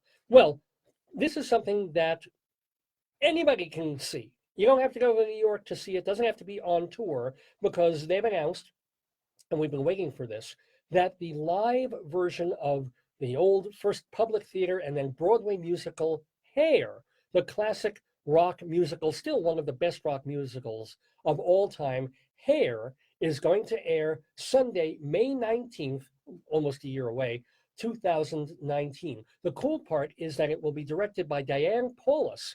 Now, she did that very good revival of Hair on Broadway back in 2009. So they tapped her to do the actual staging of the show, and then there's somebody else who's arranging it for TV. But you know Hair. It's got a book and lyrics by James Rado and Jerome Ragney, music by Golt McDermott. First happened in 1967 at the Public Theater and became a cause celeb because the music was so catchy. It was really of the time. It was trying to condense the hippie, peace flower, love generation for the Broadway generation that just was trying to understand it. And for about 15 seconds, there were naked people on stage in dim light at the end of the first act. Ooh, 1967. It's still a big deal. So whether, and I am sure NBC will get, everybody's talking about this. Everybody's like, well, my gosh, they're doing Hair. What about the nudity? What about it's 30 seconds. It's nothing. And it happens at the end of a song, the Flesh Failures, I guess it is. And then curtain. All you got to do is keep their clothes on. It's no big deal. It's not like bad language, of which that I'm wondering. They'll certainly air some kind of disclaimer, I'll bet, on NBC when they're showing Hair and say, because can they really do, colored spade? I mean, that's bad enough, but the words they use in that one, and let's see, the CIA FBI song that's got some stuff. I mean, it's Hair. It's got language in it. What they'll do, I'm sure they'll sanitize it. I'm sure they'll clean it up to some extent because it's NBC, it's not Netflix. But we shall see. May 19th, 2019 for Hair live on TV. Now, I mentioned earlier when I was talking to the missus here that there were 2 Broadway shows opening this past week. Amazing. It's July. Things should be just quiet now, or they're rehearsing for the stuff that'll be opening in October when the fall season really ramps up. But it is the new Broadway season. It's time for shows, and we had 2 of them that opened. One of them opened Sunday night at the Helen Hayes Theater. Oh, no, it was Monday night, forgive me, Monday, July 23rd at the Helen Hayes Theater, a dark comedy, little bit experimental called Straight White Men by young Gene Lee. What is it? Well, it's basically about a father and sons round the table, round the couch. And, these are men who are troubled and figuring out their way and their place in current modern society because they are privileged by being straight white men, but they also feel that sort of being stripped away and are trying to figure out where their lives kind of went wrong, even though their lives are more right than a lot of other people's. So that's kind of the premise. I, by the way, have not seen Straight White Men or the other show that opened. I'm just telling you about them. When I go to New York in October, Lord willing, and the creeks don't rise, I'll hopefully get to see them and report back to you. But Straight White Men, it is produced by the Second Stage Theater, which was an off-Broadway company for many, many years. And then finally, they got themselves a Broadway theater. They took over the Helen Hayes. So they're producing the show. It's directed by Chicago director Anna D. Shapiro and features a cast of Armie Hammer, Stephen Payne, and Josh Charles. What was kind of interesting and what got people nervous during the rehearsal and preview period was that they kept getting different actors for the lead guy. They started with Tom Skerritt. Now, you know him, I think he was on Picket Fences, and he did a bunch of movies and things. And then something happened. He had to bow out for personal reasons. They lost him in rehearsals. They started rehearsing their next guy, Dennis Arndt. He was the guy who did that play with Mary Louise Parker a couple of seasons ago on Broadway. So he's rehearsing while they have the understudy playing previews. And then Dennis Arndt has a falling out with the director, and he goes away.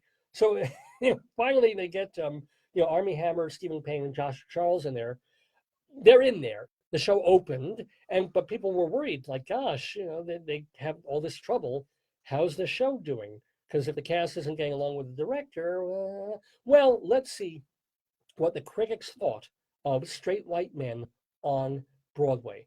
Entertainment Weekly, their writer Nick Maslow gave it a B+, which is actually very good for Entertainment Weekly. He said the play is about toxic masculinity and white male privilege. The show draws intrigue not just for star power, but timely themes in the #MeToo era. Overall, the cast deliver magnetic and profound performances. So big thumbs up there from Entertainment Weekly for the show, which is, by the way, I mentioned before, the first play by an Asian American woman to be produced on Broadway. And the show, by the way, first played off Broadway at the Public Theater, has been revised a bit since then, and then is now on Broadway. From the Hollywood Reporter, Frank Scheck, we just mentioned him, my old friend Frank, he liked the show also quite a bit. He said, one might have expected the play to be a sharp, satirical examination of its subjects. Instead, it reveals a compassion for its characters that makes it all the more affecting. This is the sort of thoughtful, challenging, original work too rarely seen on Broadway these days. So another big thumbs up from the critics for Straight White Men. Time Out New York, Adam Feldman gave it 4 stars out of 5. He said although the weird thing is, if you read his review, It's little hesitant. It's kind of wavering. It doesn't jibe with the 4 stars that he gave the show. It feels much more like a 2.5 or 3-star show. And there's really nothing that I can pull from the review to read because it's a lot of description. So I guess he liked it, but he probably could have done another pass on that review. NewJersey.com's Christopher Kelly, however, did not like the play at all. He says the show talks itself in mostly tedious circles around questions of identity, maleness, societal expectations, and so forth.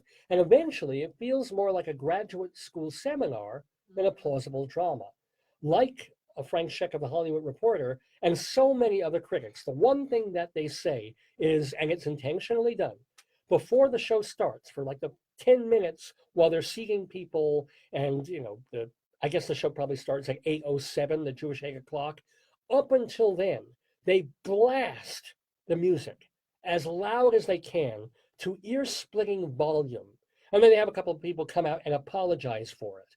And it's like, yeah, it's intentional by the director, intentional by the playwright. But if you want to entice people to come into a Broadway theater, and still a good chunk of the Broadway theater audience is 50, 60, 80 years old, you do not assault their ears for minutes at a time before starting a show. Don't do it. It's going to engender bad will. You're going to have walkouts. You're going to have people calling for, for their money back, or people are going to read the reviews of this and go, well, I kind of wanted to see the play, but I don't want to sit there for 15 minutes and have my eardrums shattered even more than they already are. So I don't know. There's probably a point where they could lower the music and still make the same point, I assume. Well, anyway, Christopher Kelly complained about the pre-show music. He says, gee, thanks. When a play is open to this many possible interpretations, it eventually comes to seem meaningless. So NewJersey.com, not a fan of the show, nor was AM New York's Matt Windman, who was a friend of the Daverhood. He gave it only 2 stars out of 4. He said the show was freewheeling and thoughtful, but underwhelming. And it really doesn't have a plot besides a handful of guys sitting on a couch. However, Marilyn Stasio, writing for Variety, says it's a cutting but deeply humane satire in a super smart production. Though the play touches on many issues, the real theme is whether it's honestly okay not to live up to your potential. That is an existential human pain common to the human condition and not just straight white men. So a big thumbs up from Variety and from the New York Times, where our friend of the neighborhood, Jesse Green, said the show was smart and thorny. He said that the revision made it a bit softer for Broadway, but it is still an exceedingly odd and welcome presence on the Great White Way.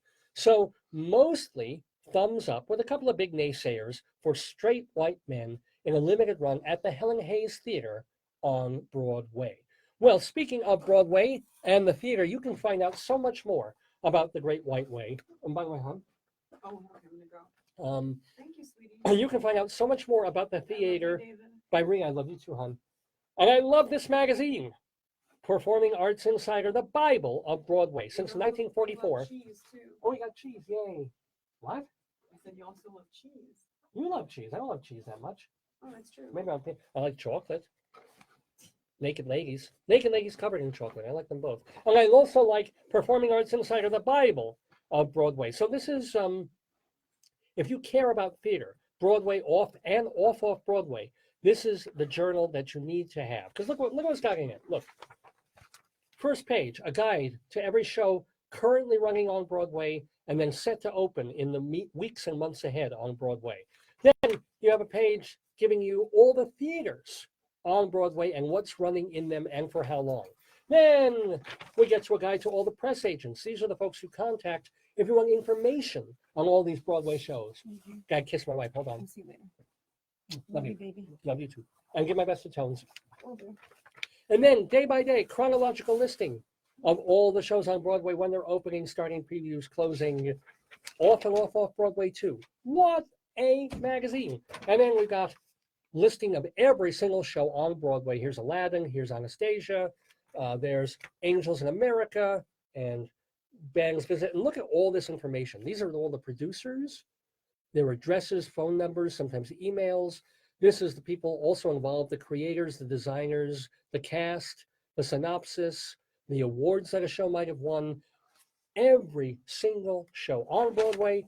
And then later in the magazine, we get to the same thing for all the off-Broadway shows and off-Broadway shows. Like what we got here. We got Adam Wade, Afterglow, All I Want Is One Night, Avenue Q, Be More Chill. That's just one page in this long-running, magnificent journal, Performing Arts Insider. You need it. How do you get it? Go to performingartsinsider.com. Performingartsinsider.com. You can either subscribe for 21 issues a year, or it's a little cheaper to get 12 issues a year, just the monthly editions. Either way, the info is at the website, performingartsinsider.com. And if you happen to be in Manhattan, you can buy a single issue at either the Drama Bookshop or Theater Circle right in Midtown in the West 40s. But yes, it is the Bible of Broadway. And Broadway is what we're talking about live here on this July 28th, 2018. It's 10:30 in the morning in the Daverhood. Dave Lefkowitz here with the Dave's Gone By Facebookio program of the stream, coming to you from the auspices of the University of Northern Colorado. And welcoming again to Ruth and Bert and Robert and Karen and Walker and Eileen and John and Fred. Fred from Friendy. Hello, Fred. And welcome to you on this Saturday. We're in the middle, excuse me, of Inside Broadway, because we were talking about two different Broadway shows that opened this week on Broadway. One was the play Straight White Men. The other, very different, a musical. People can call it a jukebox musical, but it's one with creative, I don't want to say pretensions, but creative aspirations that kind of go beyond your average shoehorn the songs into a dumb story or into the singer's biography, life, etc., and so forth. And this one does it for the Go-Go's. You remember them, the all-girl group. They did songs like Our Lips Are Sealed and Head Over Heels and Vacation. We Got the Beat.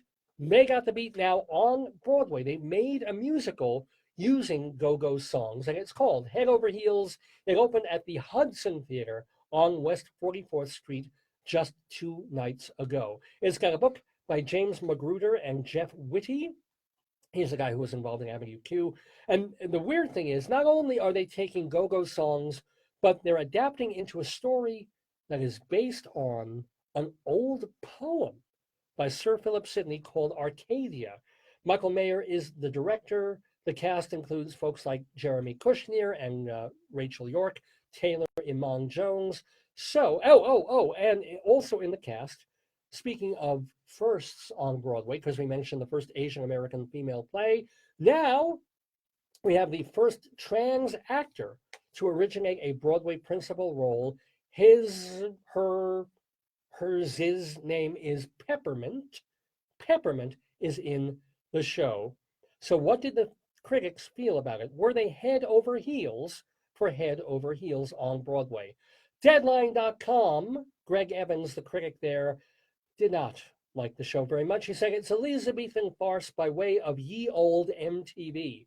That's a great phrase. It's all winking, self-satisfied, occasionally amusing, occasionally cloying. For all the upending of the patriarchy, sexism, and homophobia, the show feels predictable from start to finish, and the songs just don't hold up that well in a musical theater setting. So a thumbs down from Greg Evans for Head Over Heels. What about one of the best critics we have in America, Chris Jones, writing for the Chicago Tribune? He said, since the musical is adapting a pastoral Elizabethan comedy, this is an atypically ambitious Broadway jukebox musical. So you either go with the conceit or run screaming from the theater. The sensibility doubles down on fluttery theatricality at the expense of visceral feminist pop.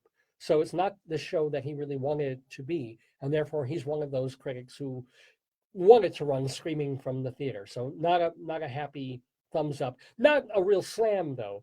But Chris Jones not really in love with Head Over Heels. Marilyn Stasio writing for Variety, overwritten, overdesigned, and generally overdone. Cute story, but there's a pervasive feeling of exhaustion. Also, there's also a constant struggle to shove songs into places that they don't fit. Did anyone like this musical? Newsday did. Barbara Schuler, who took over for long-running critic Linda Weiner, she writes, "This is a delightfully entertaining uh, I got a word wrong there.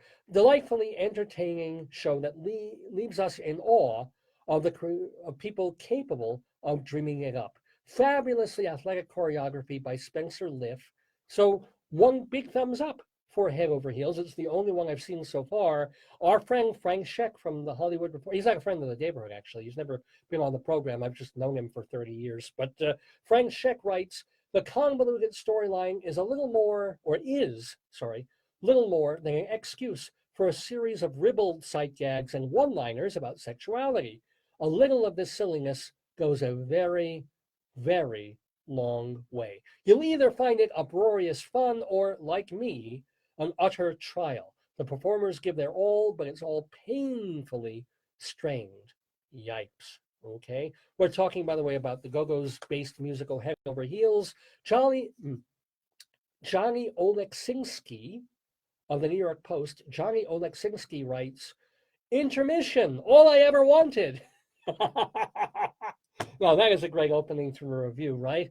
Intermission, all I ever wanted, and it goes downhill, his review does from there. This indulgent show is wackier than it is fun, and it treats its catchy pop music like a sack of spinach. The dialogue is grating and marred by old English speech that is extremely tedious, and he even says it's a slapdash production. Not happy with the show, nor, and this is the big one, nor was Ben Brantley of the New York Times, co-chief critic there, along with Jesse Green. Ben Brantley says, well, he expected the show to be an outrageous hoot, but Head Over Heels, he says, feels as timid and awkward as the new kid on the first day of school. Not a fan either is Matt Windman of AM New York. The storytelling, though extremely muddled, celebrates same-sex love and equality, but it's a baffling concoction and a misfire where the songs suffer in their new context. One more. Maybe somebody else besides Newsday like this musical. Roma Torrey, writing from New York One, a cockamamie mishmash of disparate elements, but there's so much good-natured talent on the stage, you may just give in to the frivolity, and there's a terrific all-female band, too. So kind of mez-a-mez there from Roma Torrey of New York One. Either way, mostly slams and much disappointment about Head Over Heels, the new Broadway musical. As a matter of fact, Michael Riedel of the New York Post, who was our friend of the Daverhood a few times back in the day, he's now on the radio mostly, but he still occasionally writes for the Post. He's saying that the show's days are numbered. The tuner cost about $10 million to mount, and it's not getting the advanced sales or making the money they were expecting that it was. And even with Gwyneth Paltrow attached rather famously as a producer, they're just not getting good sales on this. They were waiting, hoping for rave reviews. Didn't get them. So look for vultures to be circling the Hudson Theater, where Head Over Heels opened a couple of nights ago. All I can say, honestly, as a critic myself and not having seen Head Over Heels is, hey, if you're in New York, and you probably get discount tickets now, go see for yourself. You'll certainly enjoy some of the songs at the very, very least, and maybe you'll appreciate the effort and the creativity that went into trying to do something that's different from Motown or Summer, or even, to some extent, Beautiful the Carole King musical. Something that isn't just, hey, here's my story, and then I wrote or sang this, and then I had this family problem, but I conquered it, and then I did this. They tried something different. Apparently, it doesn't quite work, but check it out at the Hudson Theater on Broadway, Head Over Heels. And just to whet your appetite just a bit, and I know I can't play a lot of music because Facebook will give me a terrible, evil warning that I'm using copyrighted material, but by gosh, I can play a little bit of Go-Go's, can't I?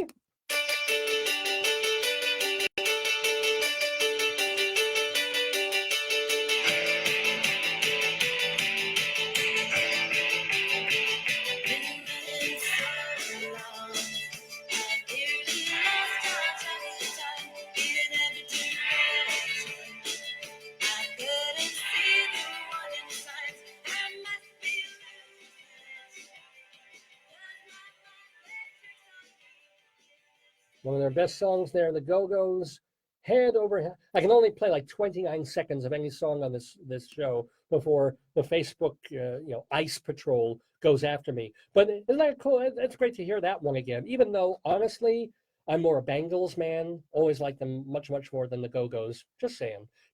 But you know what I liked? I liked 30-something back in the day when it was on TV, and it was combination soap opera, drama, a little bit of comedy there, got involved in all these personalities, very influential show.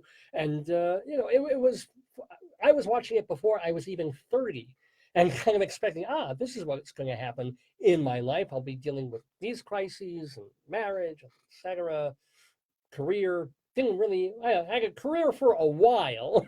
And then all the other stuff that you deal with as an adult when you're a grown-up, but you don't necessarily feel like a grown-up half the time. That was the whole idea behind 30-something. It was a good show.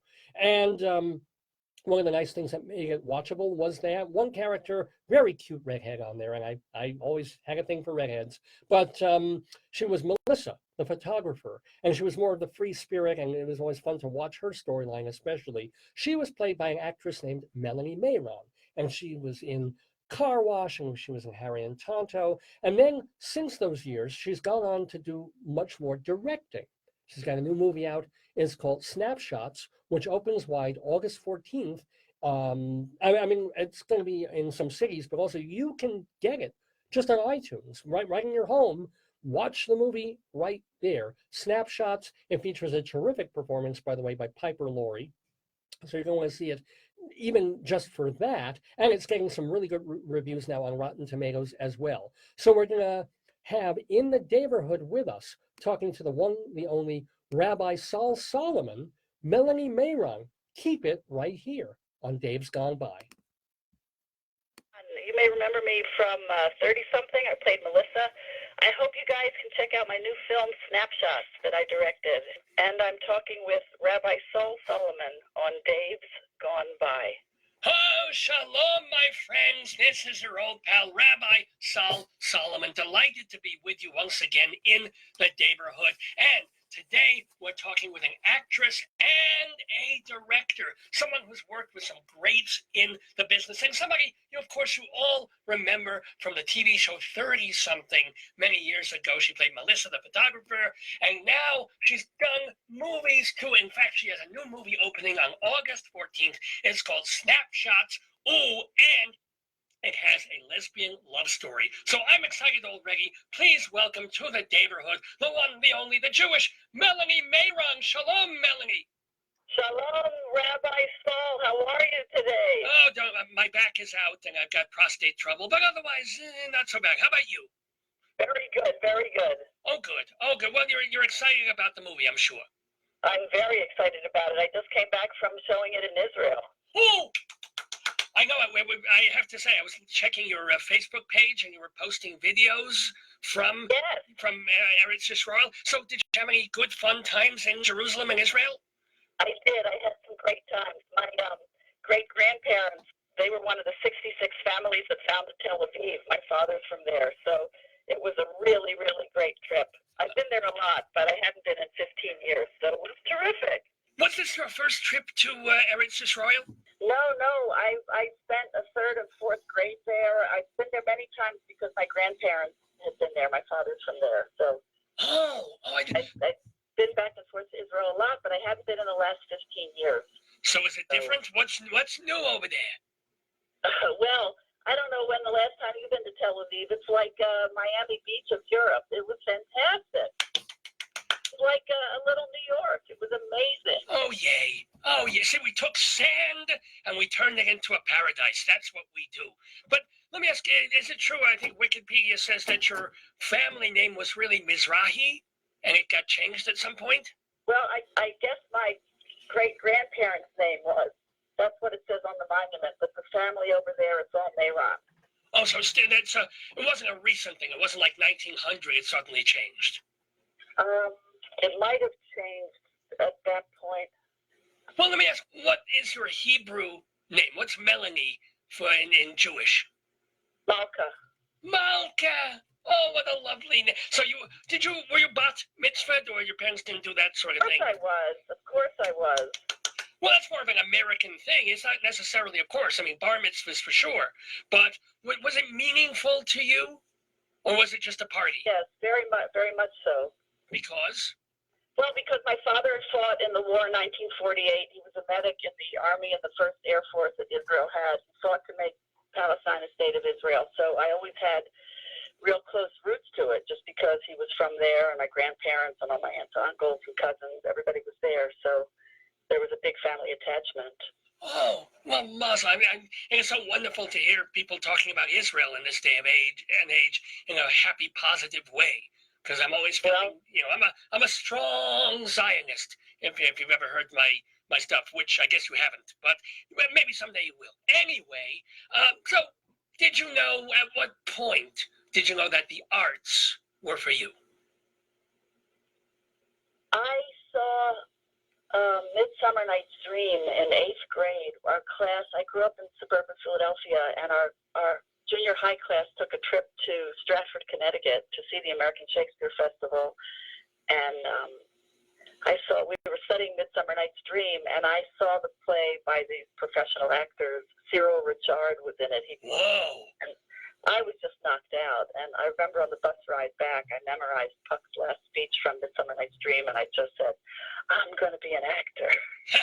Well, no, that's how it happens. That's why you take kids to the theater, because that's right. 5 to 10% of them will go, oh, there's a whole world out there that just opened up for me. So, that's right. When did you tackle or did you follow it and pursue it through high school and college? Yeah, I was in some plays, and I remember I directed one play, and I didn't go to college. I went after high school for 2 years to the American Academy of Dramatic Arts in New York City. And then I started working. I did a tour of Godspell for a year all around the country in colleges, which would have been my 3rd year of college. And then when I came back to New York, I had gotten a manager who had seen me in a play at the Academy. That was the great thing about going to a professional school in New York, because actors and casting directors and managers got to see the kids, And I was taken under the wing of Bill Trash, a manager who had Sissy Spacek and Carol Kane and Christopher Walken, and he had a whole stable of, wonderful actors in the 70s who were all really young. And he submitted me for Marion Doherty and Julia Taylor, who were casting a movie by Paul Mazursky called Harry and Tonto. Oh, yes. And I was cast in that when I was 21. That was my first film. And starred Art Carney, and Ellen Burstyn had a great role. And the movie came out with a big success. And that year, Art Carney won the actor for Best Actor. He won the Oscar, actor. And Ellen Burstyn won the Oscar for Best Actress in Alice Doesn't Live Here Anymore. So here I had all these scenes, my first movie at 21 years old, with 2 actors that had won both Oscars for Best Actor and Best Actress. It was a pretty amazing landing in the business. Not a bad way to start. So many questions, first of all. Now you had mentioned Sissy Spacek. I think you keep running into her. She's like an old friend. And you had a funny line that you told another journalist at one point where you were, it was many, many years later, and you were like, when did we become the old guard? Was it something like that? That was like 3 years ago. She was on the set of Bloodline, and I've been, directing Pretty Little Liars or all these shows with young talent. And I was like, we were always the youngest people on the set. I was like, what happened? It was crazy. She was like, yeah, but when did we become the old guard? Life happens is when it happened. So did you have, though you mentioned a whole bunch of other people, did you know Christopher Walken too? And was he Meshuggah back then? Well, my manager, you'd see everybody would be in and out of the office all the time. So, we always saw the other, clients. Now, what about stories on either Ellen Burstyn and or Art Carney? Do you have any memories of making Harry and Tonto? Any funny stories or observations of them as performers? Well, Art, it was really funny. One day we were shooting the scene in a car, and in the car, that I don't know if you ever seen the film, but I'm traveling with him, and he was in the back seat, and I was a hitchhiker, and he picked up another hitchhiker, And that hitchhiker wound up driving the car, and I was sitting in the passenger seat, and Art was behind us, sort of between us. And whenever you shoot car scenes, Paul Mazursky and the camera was on a truck in front of us, facing us, driving. And they wanted me to pull out the slate and hold it up in front of the windshield and say, what's C number, and take one, whatever. And then I'd put it down by my feet, and we'd start acting the scene. And we got to me and he was actually a director of photography for the movie, and he was playing the hippie driver. He and I are doing our lines, and then it was the cue for Art to say something, to say his first line, and he didn't say it. And I looked at, the DP, who was the actor with me in the car, and he looked at me, and he said his line again. And Art didn't say anything. No, we couldn't really, because the camera's pointing at us, as we're driving. And I looked at him again, and he shot me a look again, and he said his line again, louder, and Art still didn't say his cue. So then I turned around, and I looked, and he was asleep. He had nodded out behind us. And we're shooting, and I reached my hand back and said, Harry, like I was trying to ad-lib and say his character. And he jumped awake, and he went, what, Melanie? He called me Melanie. Well, What, Melanie? Of course, my character's name wasn't Melanie. So it's like, and I hear Paul yell over the walkie-talkie, car! yeah.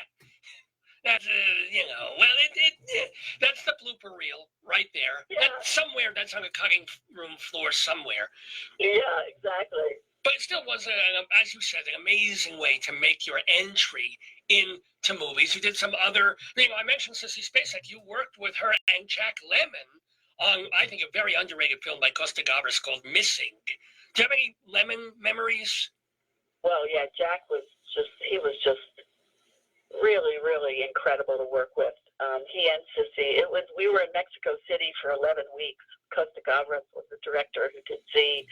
It was an incredible cast and experience and a very powerful story. The film, it won the Oscar for Best Screenplay. It was nominated for Best Picture. Sissy and Jack were both nominated. So I don't know if it was really underrated. It won the Palme d'Or at Cannes.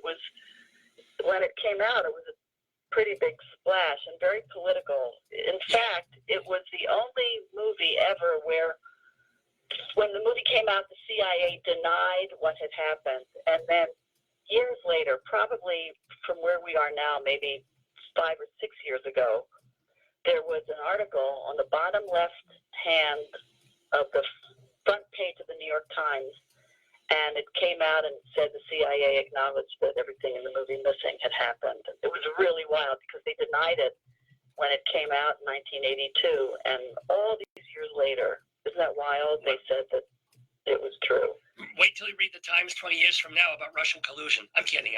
But Yeah, that's true. here's something that I learned or sensed from IMDbing you. Maybe this was coincidence, maybe not, but several of your films, especially in the 1980s, had Christopher Guest in them. Were you friends? Was that coincidental? Or, you would recommend him for a role, he recommend you? How did that tend to happen? Well, I met Chris. We played boyfriend and girlfriend in the 1978 film by Claudia Weil, Girlfriend. And that movie, when it hit, was a pretty big deal in 1978, and really put me on the map. And it was sort of like the big indie movie of the year. And then Chris and I don't know, we were cast in Heartbeats together, also boyfriend and girlfriend. And then my friend Catelyn Adams and I made an independent film called Sticky Fingers. And, I asked Chris if he would be in it. He said yes. So we wrote my boyfriend role just for him, and he did it in that. So, we've been friends over the years, and I guess Girlfriends was when I met him, and Heartbeats was just a coincidence. So then I wanted him for Sticky Fingers because he's just such a genius. Well, yeah. Well, absolutely. Now, Heartbeats is one of the, I won't say a notorious flop, but it was, it was a head scratcher, let's face it. Do you have any Andy Kaufman stories? I don't. Andy was he was very serious. I mean, my memory of him, he was very serious. He was in his trailer the whole time, and he would just come out and do the scene do what he had to do, and then go back. People said he meditated a lot, and I mean, I don't know. It was, you know, a lot of times actors will hang out on set, they'll hang out at the craft service table, they'll go visit each other's trailers. It's you know, shooting can be a very social thing, and he wasn't. He was just very to himself. So. Now, are you, so yeah. you've just directed the movie Snapshots, which is coming out in just a couple of weeks. Do you have a very social set when you direct? Well, you know, what we had was a very low budget and 15 days and one camera. So I had a lot to do in the 15 days, but I like to, you know, let's put it this way, because I've been an actor and I've been in front of the camera, it's like if a set is relaxed and easy and there's no trips going down or no bad energy around, it makes, for the actors being in front of the camera, very natural, very loose. It's like, okay, we're all here and now the camera's rolling and it's just easy. And you can be very natural in front of the lens then. And you know, we had a lot to do and not a lot of time to do it. So it was a very tightly run ship, our set. But I still kept everything, you know, low key and fun and, you know, easy. But that way. I'm sorry, but you mentioned literally one camera. Aren't you terrified? I mean, don't you just for the sake of oopsies, don't you just have two cameras running together in case one breaks or dies or the footage gets spoiled? Isn't that a scary thing with one camera? Well, you know, everything's been digital now. They can, you know, it's like you're basically shooting with a computer. You know, they're downloading and they change. You know, the old days they changed the film and it would take like, you know, 15 or 20 minutes, and now it's like they just take out a card and put in another card. We're done. We're ready. You know? But wait, how do you do establishing shots and close-ups with one camera? You have to do the scene twice, no? Well, you do the scene. You can do the scene many times in the 2 or 3 or 4 hours you're doing the scene, because you have to shoot every angle and several times and light every angle several times.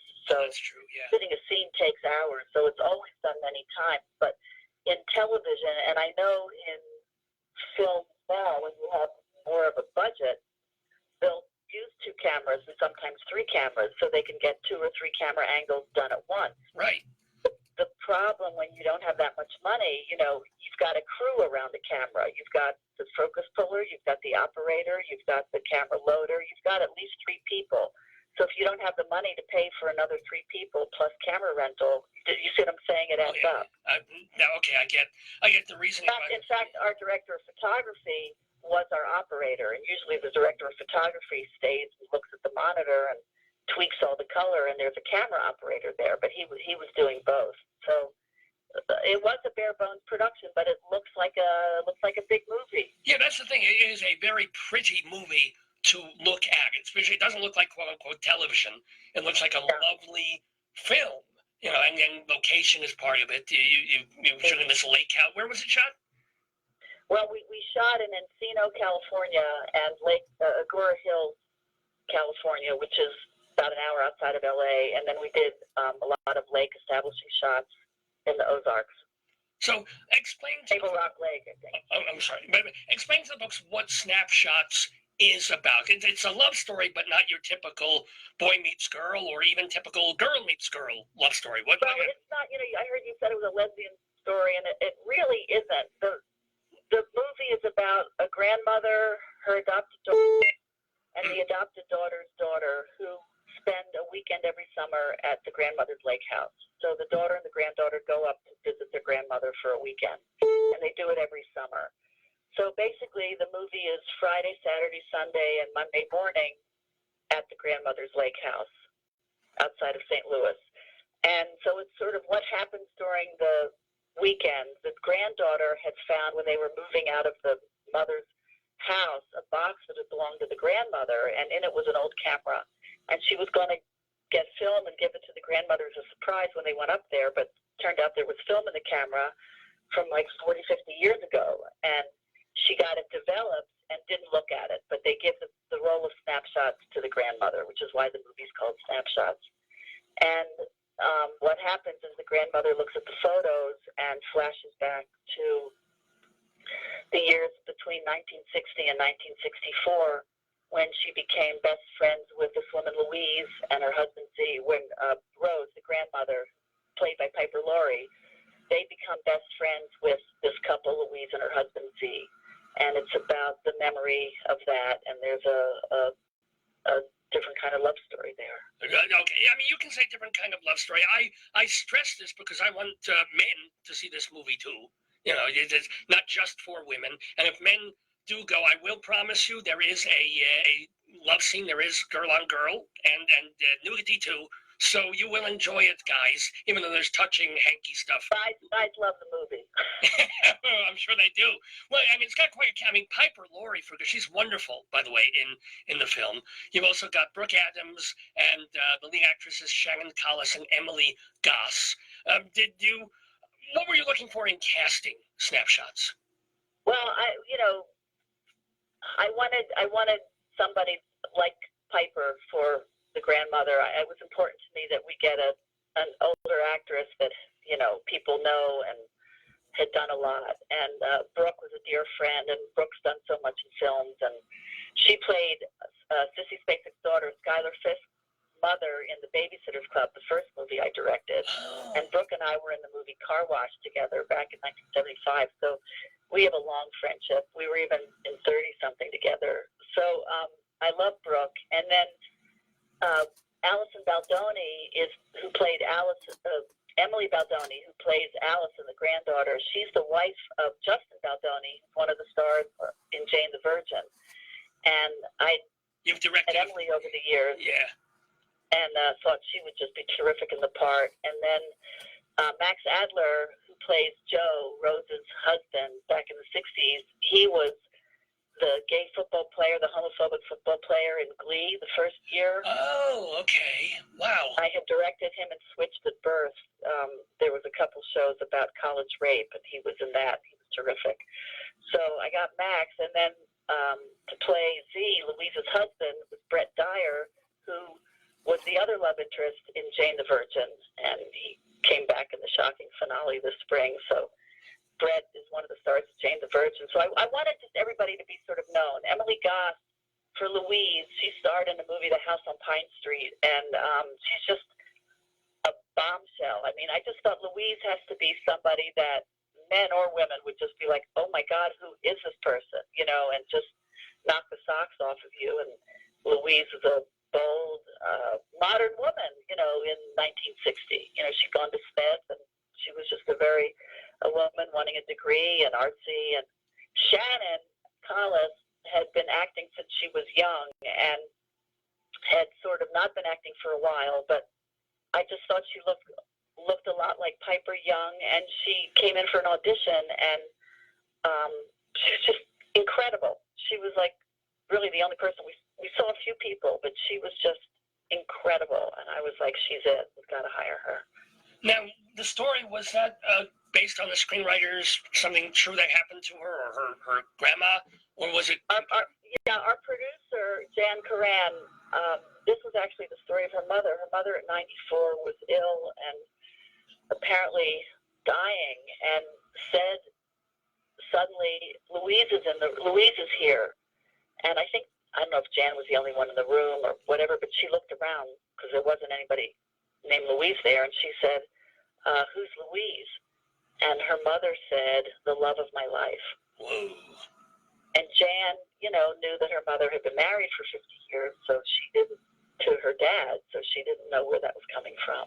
So it was a real surprise. So it was, that she found out a little bit more about the story. Apparently, her mom did have a love affair with a woman named Louise Rosenthal, and it had taken place in the 1930s.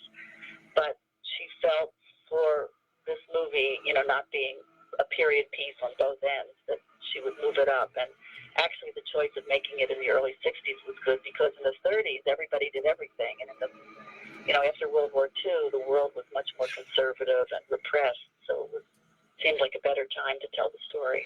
By the way, I do have to apologize. It sounds like World War II out the studio window here. We got construction going on like 10 feet from where we're doing, or where we're talking on the phone. I apologize if that's annoying to you or to the people listening at home. I don't even hear it. I don't even hear it, so it's not annoying. I'm glad.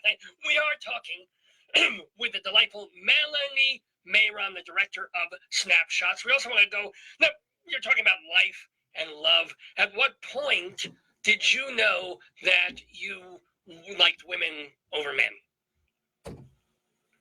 I don't. Oh. What do you mean? Oh, yeah, in terms of, well, are you, your preference, are you bisexual or you're... Well, yeah, I have a boyfriend right now. We've been together for years. What Whoa! is Well, I'm sorry, I had absolutely no idea. I think that's wonderful. I mean, nothing wrong with either way, but I assumed that you were gay. Why is that? Weren't you in a very long-term relationship with, well, I'm not gonna, it was contentious, but Cindy Mont, you had kids with this other woman. Am I wrong about all this? I had a relationship with a woman. We have kids together. Right. I did not know that you were okay. Mazel, you seem taken aback by my surprise. I assumed that you were gay. Okay, that's weird, but all right. Is your boyfriend Jewish? Never labeled myself, and I've never said anything about my sexuality. I've been in love with men, and I've had some relationships with women as well. Okay. I mean, also you have to admit that doing this particular movie puts the thing in my head that, oh, you were in this long-term relationship, you had kids with a woman, and that I didn't know you had a boyfriend. And then I repeat, was the boyfriend I'm Jewish? pretty private, so I don't really... There you go. I'm private about my privates too, as a matter of fact. But is your boyfriend Jewish? You're not answering. It's a very important question there. Well, he says he's not, but by birth he is. There you go. There you go. So, like, I was surprised when I was, because you were on 30-something and you started finally, they let you direct an episode or two. I was kind of surprised that they didn't let you push forward, say, a girl relationship, a lesbian subplot in 30-something, or was it just too early for television to be dealing with that? Had a relationship between two men, Peter Frechette and David Marshall Grant. Yes! Groundbreaking, where they had a scene with two men in bed, so they did that. That was before. Now every show on TV has a gay relationship or even a central gay relationship. But back in the late 1980s, that was something. You must have been pretty proud that your show was trying to move the needle forward culturally, no? Yeah, I mean, it was, people had been dying from AIDS, and they wanted to get a man love story out there. Let me ask some more people questions. You know, that's just fun to hear the anecdotes about Art Carney and other folks like that. You were on a Steve Martin movie called My Blue Heaven. Any Steve Martin stories? Was he also quiet when the camera was off, or was he more of a Robin Williams type? No. He was very serious. He was quiet. He was writing his book, Shop Girl. He was writing scripts. He's very serious. When you were first, quote unquote, allowed to direct, did you feel that the stakes were higher for you? Because if you screwed up, you never get another chance? Well, I was able to direct on 30-something, which was great, because Ed Zwick and Marshall Herskovitz gave me the opportunity, and I knew the whole crew and cast, obviously. So it was a real safe place to do it, which was great. And but were you? I think you mentioned in another interview that all these men on the show were getting a chance to direct, and then finally there's like, okay, now your turn. So did you feel you were finally due? No, listen. You know, I wasn't owed anything. If you're an actor on a show and you want to direct, it's not like anybody has to give you the opportunity. But I was, and also they weren't letting many people that had never direct before. They needed experienced directors too, because TV can be, you're basically making like half of a movie in 7 days. So they want people with experience. So every time they give somebody a shot when they've never done it, you know, they're taking a chance on the episode turning out well.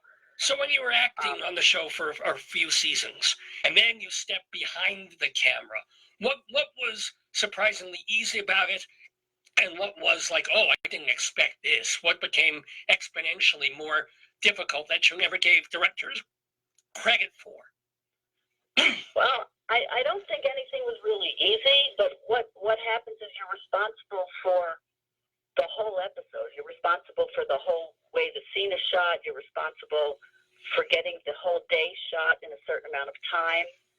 And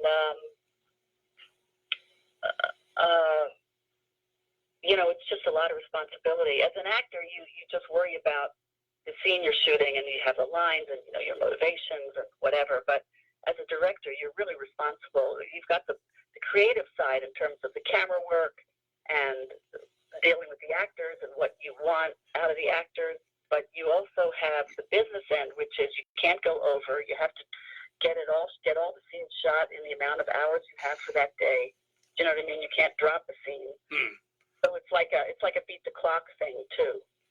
Well, do you prefer then, now that you stressed that in directing snapshots you had a pretty limited budget, and you really, do you like that, working within those limitations, sort of like within a puzzle, or you had probably somewhat bigger budgets in other directing assignments where it's like, oh, I can breathe a little bit, I've got a little more money to do this, I've got someone who can pull focus as well as a DP. Which do you prefer?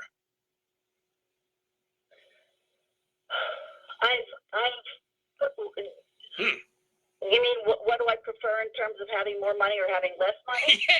Somebody would say have more money. Okay, and not everybody would say that. Some, you know, I'm sure Steven Soderbergh has you know, well, he'll get $80 million to make a movie. Sometimes he'll prefer the $12 million movie. It isn't necessarily. Oh, here's the thing. One gets more creative when one's hands are tied a little bit more. You know, you can't just get me the crane, get me this, get me that, and have everything. You know, get me the steady cam. You're more limited than by the time and the equipment that you have, and most often you come up with much better creative ideas than you would have if you'd had all the money in the world. You know, and I know that the times when I have been limited in terms of time and money, I have come up with some creative ideas that I never would have if I had just been able to get the Steadicam or get the crane. You know what I mean? Oh, so what's an example of that happened to you? True. Well, what's an example where you were like, oh, if I had another $3 million, I could have done this. But you know what? Oh, I just thought of something. Boom. Well, in the movie we were shooting, Michael Mayron, the director of photography, said to me, listen, I'm going to bring in my Canon 5D, and I want you to get Emily and Shannon and go out with the camera while I'm lighting and grab just shots of them doing stuff, because I think we're going to need it for the movie, because if we're just shooting what's scripted, you may not have enough transitions. There might not be enough material here. So that's what we did when we were shooting scenes in the present with Brooke and Emily Baldoni and Piper. On those days, we had Shannon and Emily Goss come in as Louise and Rose in the past, and we kept changing their outfits and going out and shooting with my son and his best friend, Wade Stanton. We were shooting all this other footage of them, sort of improvisational stuff. And when we cut the movie, we wound up using that footage in some really, really emotional ways. So it was a great idea, and that certainly wouldn't have happened had we had more cameras or more time. Now, speaking of sons and daughters, your daughter has done some acting. Did you give her any advice? Did you warn her against getting into the business? Is she still acting? No, she's not doing it now. She went up on things, on commercials and some indie movies when she was in high school, but she's not real passionate about it. But she wanted to try it, so she did a good job, and she had some talent. Now, speaking of talented people, oh, sorry, yes. What? I said my son Miles does too. He's done some short films with his buddies, and he wound up starring in one, which I had no idea, and he was great. Oh, okay, but is he also still, or what's he doing these days? No. He's a physics major at UC Santa Barbara. Ugh, physics. Oh, God. That's a horrible, that's worse than an anti-Semitic word to me. Physics. Ugh. Hated that in school. I'm sorry. You just, I need a sip of Manischewitz now that you said that. Hold on. Oh, toy physics. Excuse me. Some words just set me off. They're triggers, and that's one of them. Now, you have directed for the very popular TV show Grace and Frankie. So, gotta ask, any Jane Fonda or Lily Tomlin stories, or apparently you even knew Henry Fonda back in the day. Yes, I did. So, any stories about any of them?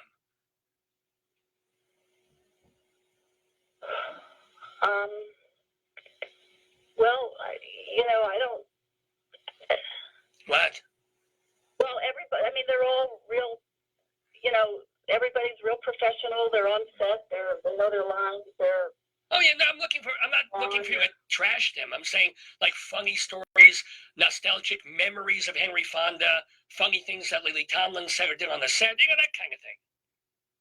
they're really they're Lily and Jane are very professional, and they're really serious about the work. A lot of times people think that people that are funny all the time, and they're serious and they're professionals, and they're Okay. they're all about doing their work. And Henry was too. I was 24 when I did The Great Smoky Roadblock with him, and he was amazing because he was such a famous star, but he was just lovely, a lovely, lovely, sweet man. Oh, see, people always think when you ask a question about a celebrity to another celebrity, you're looking for dirt. A lot of times I'm just looking for something amusing or funny, or say, oh, he was so nice. I like to hear nice things about nice people, don't you? Yeah, well, Jane and Lily are, they love each other. They laugh at each other's performances. They get such a kick out of each other. And, they really enjoy doing the show, which is terrific. Everybody does on that set. It's a great set. Now, can I ask what movies influenced you growing up? What were iconic movies to you, either that you have in mind when you were directing and you think, oh, if I could be like that director or that film, or just movies that you loved in your formative years? Wow, that's a good question. I remember I was really knocked out over the film The Days of Wine and Roses, which starred Jack Lemmon and Lee Remick. That was back in the 60s. But that was an incredible drama. And then it turned out that in my acting career, I acted with Lee Remick and Jill Clayburgh in the TV special Hustling. And then I wound up acting with Jack in Missing. So it was crazy that as a teenager, that was like a movie that really blew my mind. And then I wound up acting with both of them. Well, that's a wonderful thing. I mean, that happens to theater people too. You're a teenager, you see somebody up on stage on Broadway, they're so glamorous and amazing, you become an actor, and then 10, 15, 20 years later, there you are in the same place. I mean, that must have happened to you several times, both as an actress and a director, no? Yeah, for sure. I mean, I love the movie Julia, I remember, with Jane Fonda and Vanessa Redgrave, and then I wound up playing Vanessa Redgrave's best friend in a TV special called Playing for Time about the women's orchestra in Auschwitz.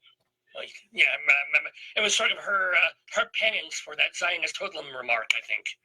That's just my personal feeling. I have issues with Vanessa Redgrave for obvious reasons, but by the way, you went to, circling back to the beginning of this conversation, you went to Yad Vashem, didn't you, just a couple of weeks ago? Yeah, I just did. I went to the new one. I've been to the old one years ago, but... Wait, a new one? There's two? Well, I guess they closed down the old one and opened a new one. Oh my God. Oh, what's different? Is there an Arby's there now? What have they changed? No, it's very powerful. It's gigantic. They have so much more there, and it's beautifully designed by an architect. It's in an amazing spot in Jerusalem. It's very different. Oh, were you just at the old one? I have to say, unfortunately, I have never been to Yad Vashem. I've just heard about it. I've read about it, but that's why I did not know. I didn't know about your personal life, and I didn't know about the new Yad Vashem, new and improved. It's like Yad Vashem 2.0. Who knew? But yeah. We've been talking with Melanie Mayron, who has to be wondering who the hell she's talking to at this point, but it's been absolutely delightful. Let me ask, you're in promo mode now. You got this movie, you've taken it to festivals, it's going to be opening wide, as it were, in a couple of weeks. On August, I think, 14th is the official opening day. Is it going to be in theaters across the country? No, it's actually going on iTunes. It's opening actually on July 27th in Los Angeles for a week, and we're going to play here for Academy, Academy consideration, and then it's going to be on iTunes available, as far as I know, on August 14th. Oh, so that's the time anybody can buy it on iTunes and watch it. That's right. Cool. Now, what then, since your whole mode right now is promoting this movie and making sure people see it and getting it for consideration and festivals, but what is in the pipeline for you over the next 3 to 6 months?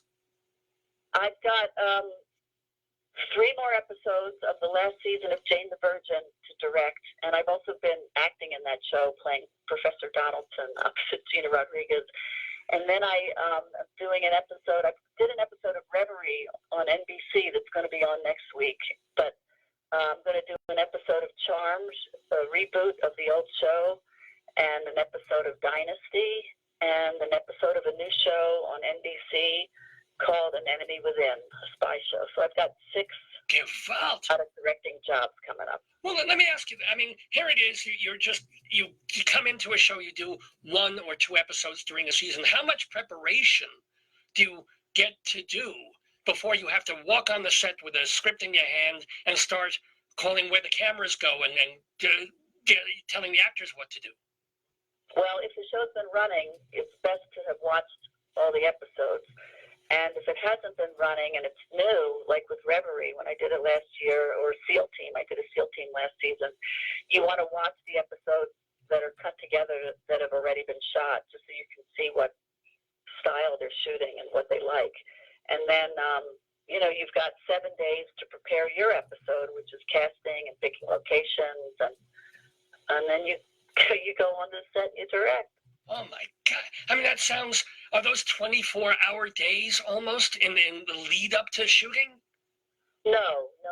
But the shows, it's interesting when you hop from show to show because it's always like the same setup. There's a line producer and there's the first AD and there's all the meetings are set, and it's sort of like a formula in terms of getting a show shot in 7 or 8 days, and you sort of just jump in, and the prep is pretty much the same on all shows.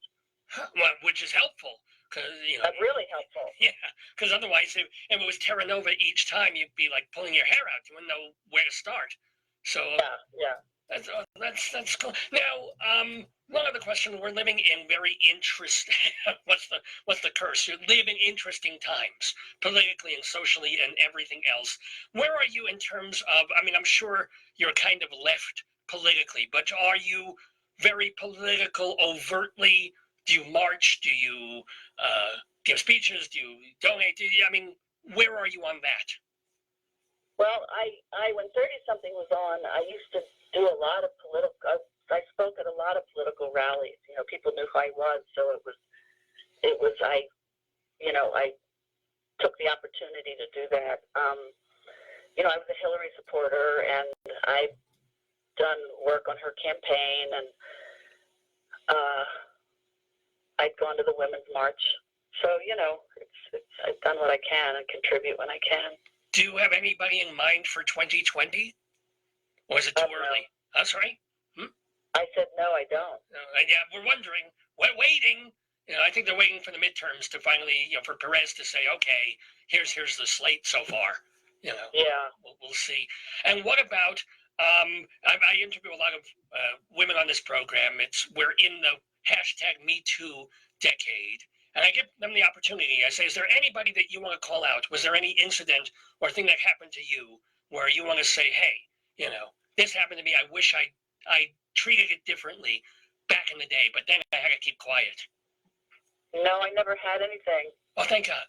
That's no, you'd be amazed. I mean, I've been talking to a lot of performance artists, people like Penny Arcade and I don't know if you've ever, or Adrienne Truscott and people like that. And they've always, you shouldn't know from what they went through. But and they have been talking and speaking about people like Karen Finley, have been talking for decades about it. But now everybody's talking. So I'm giving people the chance. But I'm thrilled that you really had to, did you ever experience, if not, we're talking Me Too stuff, sexism in trying to get jobs overtly? Not overtly, no. Wow. This is so, it's not the most interesting radio, but I'm thrilled. In terms of getting jobs, as an actor, you don't know what they're saying about you. And in terms of getting a directing job, I'm not in the room when people are talking about, do you know what I mean? So there hasn't been anything to my face. Good. And you were never typecast as too Jewish either. I've had that. Usually they make me take off my tallis when I'm auditioning, and I get very flustered when they do that. Wow, not a laugh, not a giggle, nothing. Oh well. Oh, there's the giggle. Thank you for that. Well, we've been talking with the delightful Melanie Mayron. What you're gonna want to do is on August 14th, you're going to open up your iTunes and you're going to want to see her movie, Snapshots, featuring Brooke Adams and Piper Laurie and some marvelous actresses. It's a very nice, a touching movie. And as I said before, men, yes, there is hot action somewhere right towards the middle of the film. So you'll want to hit the pause button. But we are not going to hit the pause button on thanking so much Melanie Mayron for being with us in the Daverhood. All it is for me now is to wish you much more success in directing and acting, because you still do some acting, and in all your future endeavors. Thank you and shalom to you. Shalom to you, Saul. Melanie Mayron in the Daverhood with the great Rabbi Saul Solomon. Remember that you can see Melanie Mayron's film August 14th and thereafter right on iTunes. You can buy it there. Or if you're in Los Angeles, it's playing there now for a week, getting kind of a rollout there. You're watching the Dave's Gone By Facebookio program of the stream with me, Dave Lefkowitz. We're here every Saturday from 9 until noon or thereabouts. Mountain Time. Gotta get my hair down. Much better. Welcome to all the folks who've been watching or are continuing to watch. We got Walker and Eileen and John and Fred and Kathleen and Mike. Oh my God, Mike from that fellowship we did back. Can you believe it, Mike? It was 8 or 9 years ago when we were in California with the National Endowment for the Arts and University of Southern California. Did a fellowship for arts journalists, and Mike and I were two of them, and very honored to be so. Steve, hi to you, and hi to Jolinda. Love that name, Jolinda. Thanks for all the messages and the thumbs up. Not a lot of messages today, actually. A lot of people tuning in, but not a lot of feedback from you all. I hope you're enjoying the show. I hope you liked Rabbi Saul's interview with Melanie Mayron. We did some Inside Broadway, did some Greeley Crimes and Old Times.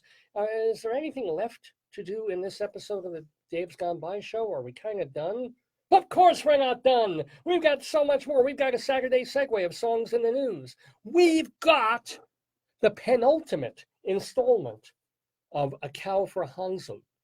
Yes, we do. And beyond all that, we have our Colorado Limerick of the Damned.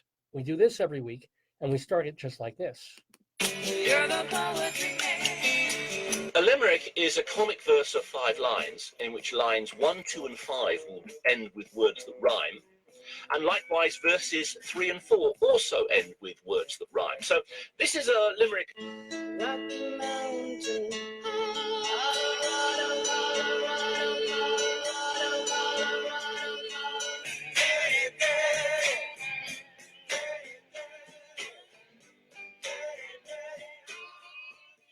Yes, it's the Colorado Limerick of the Damned. So here's what we've been doing. Just a couple of weeks ago, I got it in my head, well, maybe a couple of months ago at this point, to write a naughty little limerick about a town or two in Colorado. And then, obsessive kind of person that I am, it suddenly became a thing. I was like, ooh, I can write more horrible little 5-line limericks about various towns and cities in Colorado. We've got a bunch of them now. So every week we designate a little bit of time to do a poem, a limerick about a place in Colorado. So up until now, we've done places like Arvada and Aurora, a lot of the A's, right? We had Bennett last week, and then we have a new city to undignify with a poem this week in the Daverhood. I will tell you that you can read, if you don't want to wait each week to hear the new one, you can read a whole bunch of them at my website, and it would be, I think, davidlefkowitz.org. I own one. I either own the .com or the .org, but go find it on the interwebs. It's not my radio station website. It's the site for my writing. So you can read all these theater reviews that I've done over the years. You can read my plays, my one-act plays, a couple of my longer plays, the articles and the interviews that I've done. Slowly over the months and years, I'm gathering from 30 plus years of writing experience as an arts journalist, as a playwright, as a comedy writer, all this stuff in one place, and it's all at that website. So go check that out.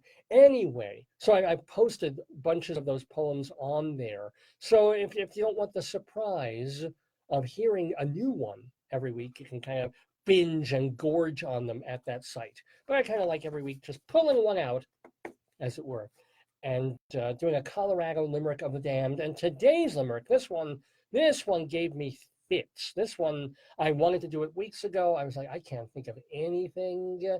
It's the town of Berthoud, Colorado, Berthoud. It's pronounced Berthoud. Town of 5,000 people, pretty close to here, a little southwest of Greeley between Fort Collins and Denver. Berthoud has been called the garden spot of Colorado because of all its trees and open spaces. As a matter of fact, our local community college, Ames, which is just down the road, they bought acreage to build another campus there. I don't know what happened with that. There's all these news stories 10 years ago where they set aside land in Berthoud to build, and I don't know if they ever built it or they're still in the midst of it.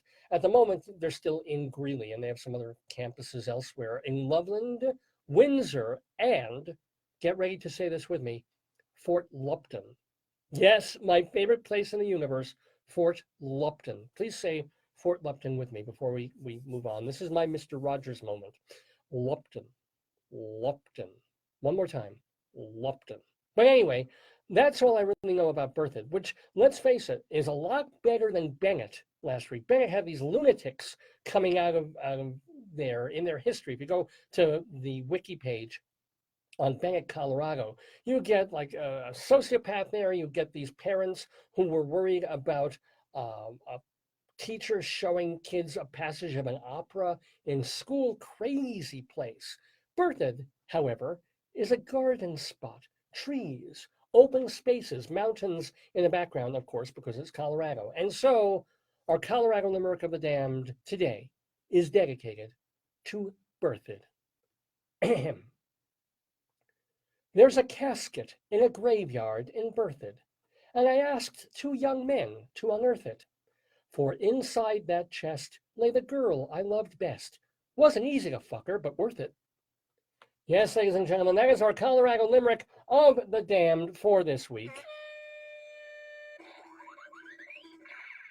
Here on Dave's Gone By. It's about 11:30 in the morning, Mountain Time, 1:30 Eastern Time. Dave's Gone By, the program. Dave Lefkowitz, the host, number 661 of these that we have done. You can hear all the older ones at my website, davesgoneby.com, davesgoneby.com. As I mentioned before, we still have a Saturday Segue coming up of songs in the news.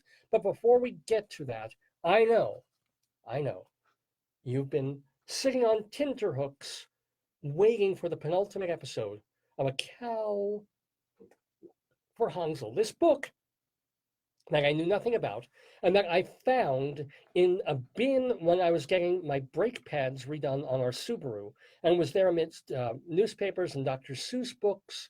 And then there was this, and I was like, with that picture of the little Teutonic pre-Hitlerian Nazi boy, and of course, The Cow, by Erna Holyer. I know it says Ernie, but they wanted to sell books to boys because it's kind of a boy book.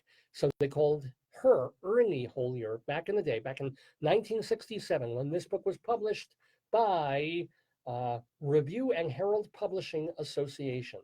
So here's the story of Hansel und Cow. There he is. Very nice. Let me bring you up to speed as quickly as we can, because I'm almost finished with the book. Poor, devout, young German boy, really idealized German boy. His parents are poor but very loving. Their farm has gone through terrible trouble because all the cows in the town died of a cattle disease, the plague of Oberhausen, as it were. And so parents are struggling terribly with money. They send Hansel off to work at a farm a few houses down by a slightly better off farmer, Mr. Kaiser, and his children. He's got a son and two daughters. Hansel works there. He even gets his own little patch of desiccated land, which he farms. He makes it arable, and he gets a great potato crop out of it. Yay, potatoes are involved in this story. And then Hansel gets this crop, and he's allowed to go sell it to make money to pay off the evil veterinarian. Ooh, evil. Who's going to play the veterinarian? I'm going to make the crazy horsewoman be the veterinarian, because she obviously has a relationship with horses that, God, I don't know how to do this. That is just not right.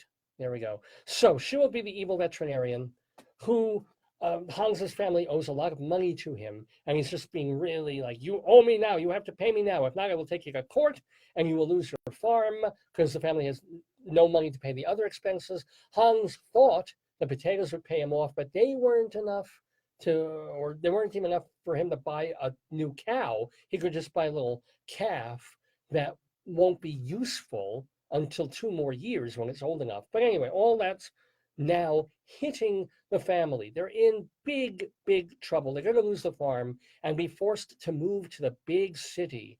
Ooh, where Hans does not want to go. He never had a good time going there. They got family there. They have some support, but they're farmers. This is what they do. It is terrible, sad times for poor Hansel, who has a calf, but not a cow yet. And he also has sheep. The family has sheep that they milk and goats. Well, terrible thing happens. Hans was walking around, taking a little breather, lost the sheep. A dog came along, an evil dog, because all these animals attack him, and all the family's animals. Evil dog came, ripped the leg of one of the sheep, sent the sheep bolting and scattering. They're lost. So now Hans is just like, that's it. We're done. He still somehow believes in God after all this. And but he's crying, and he's a big boy. He doesn't want to cry. He cannot help himself. And that is where we're at this stage of account for Hansel, getting towards the penultimate chapter in the book. Try as he might, Hansel could not hold back his tears any longer. Now we come to Cave in the Hillside. Hans blew his nose. I guess he and his nose have been friends for a while. Hans blew his nose and sat up. Why should people cry when God has made the day so beautiful? Okay. Then he noticed something familiar. Hans parted the grass. Fresh sheep droppings. Yeah. Come on. Does a book get better than when a big moment is a little boy finding sheep shit in the dirt? Yeah. Fresh sheep droppings that Hans finds in the grass. But this is a good sign, you see, because the discovery kindled new hope. Hans discovered strands of white and black wool. They must have brushed off as his sheep pushed through the brush. Hans followed the trail to a cave in the hillside. He crept through its narrow opening. Kind of a little bit of metaphor going on there, I don't know. It was dark and musty inside. Muffled sounds came from the back of the cave. He groped along the cave's slippery floor towards the sounds. Suddenly, his hands touched a woolly flank. His sheep! I know you're all jumping up and down excited about this. Lord knows I am. His sheep, I repeat. A wave of relief surged over him. He thanked God, of course, for keeping his sheep safe. Let's go home, Hans spoke gently as he urged the sheep to the cave's opening. But coaxing didn't seem to help. The frightened sheep refused to move, and they huddled against the cave wall. He would have to bring a lantern and rope to get them out. Hans crawled out of the cave and marked its entrance so he could easily find it. A burden seemed to have lifted from his shoulders as he made his way homeward. Mama, he said. I found the sheep, but I need a lantern and a rope to get them out of the cave where they are hiding, because the author has to repeat exactly what she just told us. Oh, by the way, this is Hansel finding the sheep in the cave. Yes, indeed, he needs to get a girlfriend. But there they are. Very nice ink drawing there of Hansel He's the one with the lantern. Oh, I guess we haven't gotten to that part, but he's going to come back to the cave. We're going to read right now. Going into the barn, he fetched a sturdy rope, slung it over his shoulder, and picked up a lantern that Mama had lighted. Then Hans returned to the cave. He found it easily and entered. The sheep were huddled together, quivering with fear. Oddly enough, the sheep used to quiver with fear every time Mr. Kaiser came down in his underwear. Anyway, you poor sheep, Hans comforted. That big bag dog scared the wits out of you. Yes, this was 1967. They used wit instead of the other word. Hans hugged the shivering lambs. Then he tied their mothers together and gently led them out of the cave. The lambs followed of their own accord. The ewes stood for a moment, dazed by the bright sunlight. Then they loped off homeward. The lambs followed their mothers, bleating as they raced up the hill and stormed into the barn. Hans closed the barn door. After catching his breath, doled out some hay for them. Who ever heard of a shepherd coming home with hungry sheep?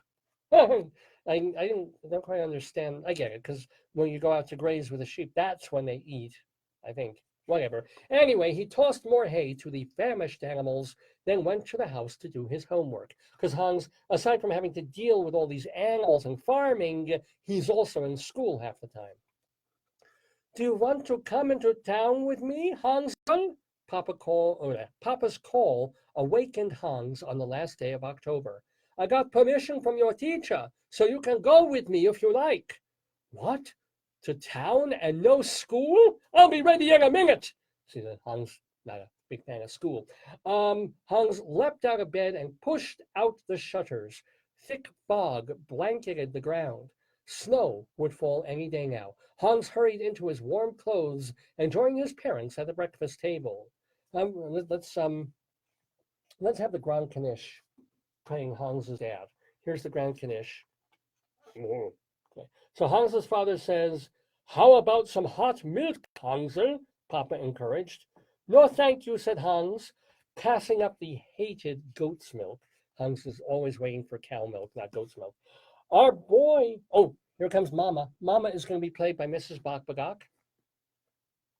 Mama says, "Our boy seems to be starving this morning," teased Mama as she slid a second pancake roll onto Hans's plate.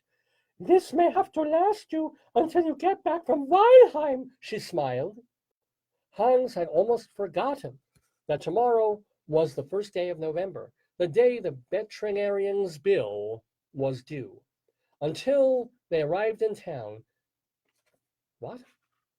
They kind of should have a little asterisk here. In other words, they're on their way to town, and Hans had completely forgotten about the bad news that November 1st was the day that everything was coming due for the family, when they were going to lose everything. He'd almost forgotten about that. Now he remembers. Papa's steps seemed to drag all the way to the veterinarian's house. Reluctantly, he pulled at the doorbell. A maid answered the door and asked Papa's name, then closed the door and went back into the house. She returned a few minutes later and told them to come in. After wiping their shoes, they passed through the hall, then stepped into the carpeted living room. And now we have the evil veterinarian, who says, "Why, if it isn't Hans Hohenleitner," well, Herr Hohenleitner, the father, sorry. The veterinarian peered over the morning paper through his black-rimmed glasses without rising. "I suppose you have come to pay off your bill," he said, folding the newspaper and laying it aside. I have 60 marks, said the father.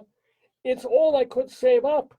I'd be obliged if you'd wait about taking this to court," Papa stammered, crumpling his hat between his nervous fingers.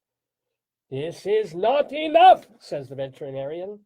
"Do you have anything else to put with this to pay off the rest of the bill?" The words fell like ice splinters from the veterinarian's fleshy lips. Wow, talk about a simile there. The words fell like ice splinters from the veterinarian's, my lips are fleshy and juicy, fleshy lips. Says the father, "I have 6 sheep I could part with, says the father. How much are they worth? Said the veterinarian. I need 3 hands to do this. Not much right now, but I'd be willing to feed the sheep through the winter and give you the spring lambs also. The veterinarian took off his glasses and wiped them as he squinted myopically. The sheep are healthy, did you say? Yes, sir, says the father. Feel free to inspect them the next time you drop by. Says the evil veterinarian. All right, 6 sheep and the spring lambs. The black-trimmed glasses again straddled the veterinarian's nose, and a contented look spread across his face. I ought to go to court, but I'm a kind-hearted man. The veterinarian scooped up Papa's hard-earned money. Can we keep the farm now? Hans asked as soon as they had turned their backs to the veterinarian's house. Papa sighed. Not unless the note is paid off. We have to have money with which to live. It's as you said, Papa. The ends won't meet. Hans got an idea. Why don't you talk to the banker, Papa? Perhaps he'll let us keep the loan a little longer. Well, at least we can try.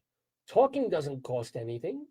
Papa's slumped shoulders showed that it was costing him plenty to even make an appointment with the banker. Today, there were few customers at the bank. Papa talked to a teller. After a long wait, he was called into the banker's private office. Hans passed his time with reading magazines. Hansel, come in here, Papa called after a while. Who? Me? Hans sucked in his breath. What could the banker want? And we're going to leave it right there. With A Cow for Hansel, ladies and gentlemen, the penultimate chapter of this book, which means our next episode, we will finish Erna Holier's grand tome, A Cow for Hansel, here on the Dave's Gone By Facebookio program of the stream. You know, I started the segment as kind of a lark, basically making fun of it because I saw the printing of the book and the pictures in it, and just that it was about a kid and a cow. I was like, oh my god! But now, you know, I'm into it. I can't even make fun of it that much because it's friggin' part of the show. It's part of the legacy of Dave's Gone By, A Cow for Hansel by the late Erna Holier. I do want to grab a copy at some point, if I can, of her autobiography. Haven't had any luck trying to get it from our local libraries, but she did one. She lived up until like 2010, I think, and she had quite a full life. She was married, divorced. She had breast cancer. She had 2 heart attacks or strokes. I mean, she went through the mill. She got through Nazi Germany. Quite an interesting lady, that Erna Holier. And so that's why we're doing A Cow for Hansel every Saturday on this Facebookio program, Dave's Gone By. Welcome one more time to Kathleen and Mike and Fred and John and Steve and Jolinda and Karen and Alan and all the folks who have joined us all morning long for the show. We do have another segment. We do have our weekly Saturday Segue of Songs in the News, which I always find great fun to do. But I also want to remind you one more time that on August 14th, you can go on iTunes and watch the new movie directed by Melanie Mayron, our guest in the Daverhood. It's called Snapshots. It's getting really good reviews on Rotten Tomatoes. Has to do with 3 generations of women and a long-kept secret in the family. Snapshots, do check it out. And we thank so much Melanie Mayron for being our new friend of the Daverhood. She joins a very long line of famous and not so famous people who have been guests on this show. So one of the things that we really like to do is every week keep you posted on what they're up to. They're friends of the Daverhood, family of the Daverhood. What, if they come on here 5 or 10 years ago and they're in a Broadway show or they're in a movie or directed a movie, they're doing something else now, and we like to let you know what. And so we call this segment The Friends of the Daverhood.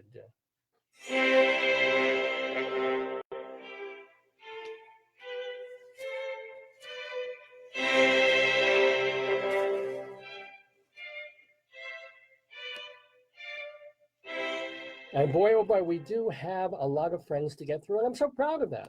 I love that, you know, we've been on the air for 15 and a half years, which is a lot of time for me or Rabbi Saul Solomon to interview guests and, you know, tell about their lives, tell about their work, play with them a little bit. That's the joy of it. And that's why we keep track of them. So, among the folks that we are reminded about this week, congratulations to our friend Gerard Alessandrini. Of course, he's best known for Brighton Broadway, but his other show, Spamilton, the spoof of Hamilton, that opened at London's Mayr Chocolate Factory this past Tuesday. So congratulations to him on that show. And congratulations to Lynn Collins, the artistic director of plays at the Arvada Center here in Colorado. She was actually on our Tony special just this past June. Well, Lynn Collins directed a very popular show here called Sense and Sensibility, which had her tied for a directing award in the 13th annual Henry Awards that honor outstanding Colorado theater. And not only that, the Arvada Center got a bunch of awards from the Henrys, including the award for Best Overall Season in Colorado. So congratulations to Lynn Collins on that. And not congratulations, sort of the opposite. Going to give a shout out now to our friend Joe Demanowitz, the theater critic of the New York Daily News. This was big news this past week that Trunk, what a name for an outfit, right? Trunk, which owns the Daily News, is trying to make the paper solvent. So they're doing some cost cutting. And what better way in this economy where supposedly everybody's got, there's more jobs to go around than people to fill them. Supposedly the economy is on rocket fuel. Supposedly everybody can get a job just like this, or that everything has turned around and organizations are doing so well. The New York Daily News laid off more than 50% of its editorial staff this week. Pink slipped, presumably dozens and dozens of full-time people, part-time people, long-time people receiving pay and benefits, among them our friend of the Daverhood theater critic, Joe Demanowitz. He's been on a bunch of our Tony shows. He is the chief, or was the chief theater critic for the New York Daily News, which is now, I suppose, going to go without one. The news said in announcing its restructuring that they're going to concentrate on news and current events kind of stories and things like that, and leave all that other shit papers used to do by the wayside, because they can't afford to do it anymore. They can't afford to pay people and be a real newspaper anymore, especially if they're going to still have a print edition. So, sucky news all around. I'm sure Joe will bounce back on his feet. He's a member of various theater critics organizations. Maybe he'll start podcasting. Maybe he'll find other venues or do his own blog. Would love to have his writing in totaltheater.com. Not sure if they can pay him anything, but shout out to Joe and hope that he is doing well considering the bad news from the Daily News. Well, in happier news here in the Daverhood, want to remind you that tonight Linda Eder will be at Feinstein's 54 Below in Manhattan. Also playing this weekend, Barb Younger, our friend of the Daverhood. She's with John McDaniel doing a cabaret show called 1968, Let the Sun Shine In, which we're talking about Hair just a little while ago. That is playing at Joe's Pub on Lafayette Street. Sundays, now through the middle of August, Karen Finley, Rabbi Saul mentioned her just before. Karen Finley is reading from her book, Grabbing Pussy, at the Laurie Beachwing Theater on West 42nd Street. She's trying to turn that into a performance piece. So go see Karen Finley at the Laurie Beachwing Theater in the West Bank Cafe. Tomorrow, Sunday, Melanie from the Woodstock years and Brand New Key and Lay Down. She is going to be at the Suffolk Theater in Riverhead, New York. Because this show used to be on Long Island radio for about 7.5 years. So in some ways, we're still a New York, Long Island program. Let's see. Monday, Avenue Q, all these things that we've mentioned earlier in the show, the wonderful Avenue Q is now 15 years old since it first started off Broadway. It's back off Broadway, but they're doing a reunion concert and they're having it at Feinstein's 54 Below with Stephanie D'Abruzzo taking part. That is Avenue Q this Monday, July 30th. Also, Monday, it's the Marcy and Zena show with Marcy Heisler and Zena Goldrich. They're appearing at Birdland on West 44th Street. Both of them, they're very talented composer lyricists of musical theater, and they were on this show about 2 or 3 years ago. Monday nights, this Monday night specifically, July 30th, Jim Caruso's cast party at Birdland, but he's there every Monday night. Playing this Tuesday through the week, Marilyn May, 90-year-old Marilyn May, is at Birdland on West 44th Street. And also playing this week, John Pizzarelli with our friend Jessica Molaski. They're playing at Birdland, different times or maybe a different room on the same week. And then, oh boy, we're going to start doing these. It's an Austin Pendleton alert. Austin Pendleton, he's just ubiquitous, whether he's acting or directing every week. Not only is he in something, but he tends to be in something different every 2 or 3 weeks. So today's Austin Pendleton alert is that he is staging and starring as Henry VI in War of the Roses at the Bank Street Theater on 124 Bank Street. That is running from August 1st through the 19th in Manhattan. And then this coming Friday, August 3rd, John Gorka will be playing at the Rubin Museum of Art on West 17th Street. Let's see, I mentioned that. Now through August 5th, if you happen to be in New Jersey, go see the not very much done Shakespeare play Titus Andronicus, featuring Tony nominee Robert Cuccioli as Marcus Andronicus. Also, now through August 5th, if you're in Boston and you want to get a look at a show that will be coming to Broadway in a season or two, but they're trying it out at the Emerson Colonial Theater with Danny Burston, our friend of the Daverhood. It's Moulin Rouge in Boston for another week and a half. Now we've got you've got just one more week now to see Chaz Palminteri in the musical version of his show, A Bronx Tale, which is, by the way, co-written by our friends Glenn Slater and Alan Menken. They're all involved in A Bronx Tale at the Longacre Theater, which you have just one more week to see. Playing now through the middle of August, Tevye Served Raw, featuring Alan Lewis Rickman. He is adapting other Tevye the Milkman stories that weren't part of Fiddler on the Roof, and you can see that. Where can you see that? You can see that at well, it's the National Yiddish Theater doing it. It's directed by Joel Gray, and of course it has lyrics by our friend Sheldon. Well, no, I'm sorry, I'm confusing these. I'm mixing these up. Forgive me. Alan Lewis Rickman is doing Tevye Served Raw. That is at the Playroom.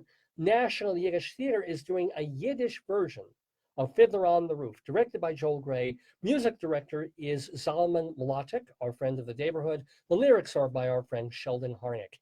And, we have a double Austin Pendleton alert today. This is exciting. This is incredible.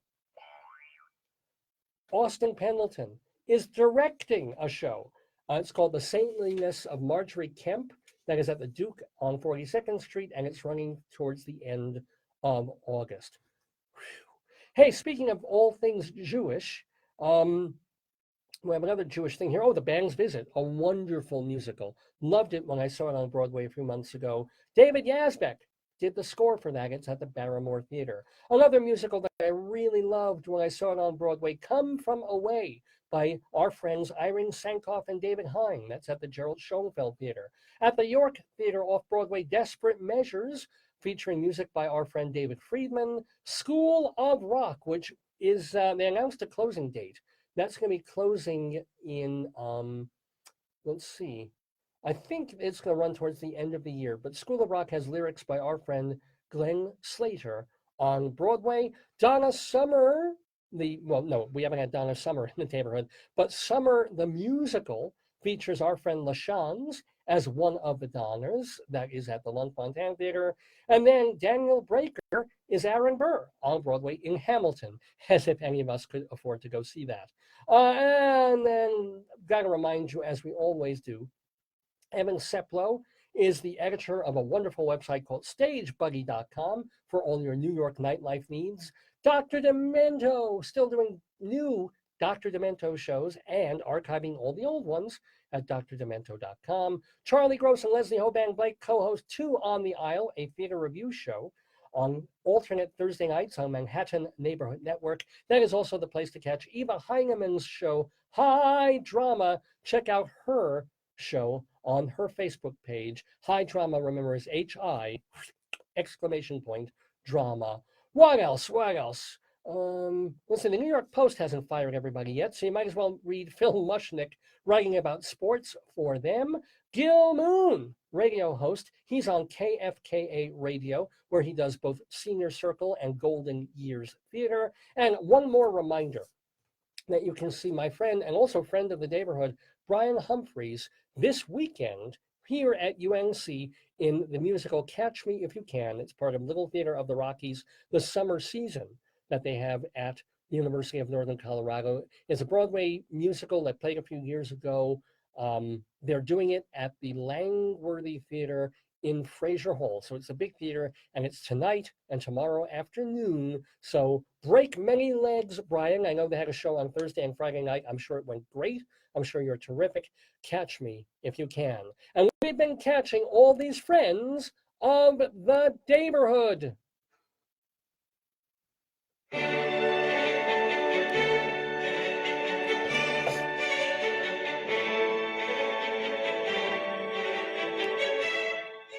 Oh, yes. It is just a little bit afternoon, Mountain Time, here on Dave's Gone By. Dave Lefkowitz here with the 661st episode. We've been calling it Mayr Mortals in honor of our guest, Melanie Mayron, who was talking, pardon me, to Rabbi Saul Solomon early in the show.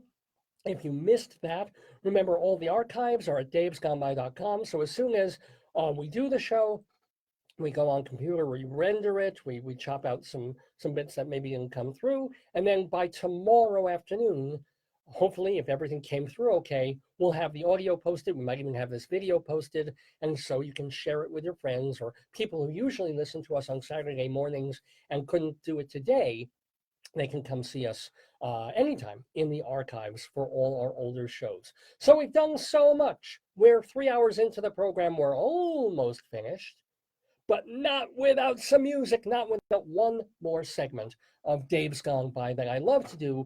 I admit, I had a lot more fun doing it back when we were, quote unquote, just a radio show, before we started having to deal with some of the copyright rules on Facebook. Not to mention, we post our shows on YouTube as well, so that we can get a broader audience that way. But YouTube just comes after us every time you play more than 30 seconds of a song. And this copyright owner is bitching about this, and eventually they end up blocking your whole video. So I've had to truncate this segment, which I hate. I love the segment, I hate chopping it up. So I've got to play just a little bit of the music that I really want to, but it's enough generally for you to get the idea of the Saturday Segue. And the idea is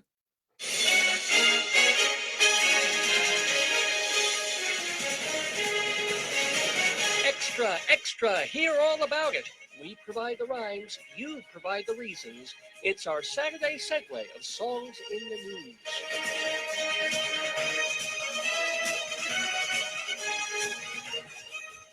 Oh boy, yeah, so that's the deal. The idea is I play a song or part of a song, and I'm not just playing it to hear it, I'm playing it because it relates to something that happened in the news or current events over the past few days, or something that is about to happen. So the idea is you not only listen to the song, but you're gonna think, why is Dave playing that today? What's been going on in the world at large that would make me go, that's why. So it could be the title, could be the artist, could be the theme of the song, a word that's mentioned often in it. You got it? You got it. Let's start off Rather sadly, with this number.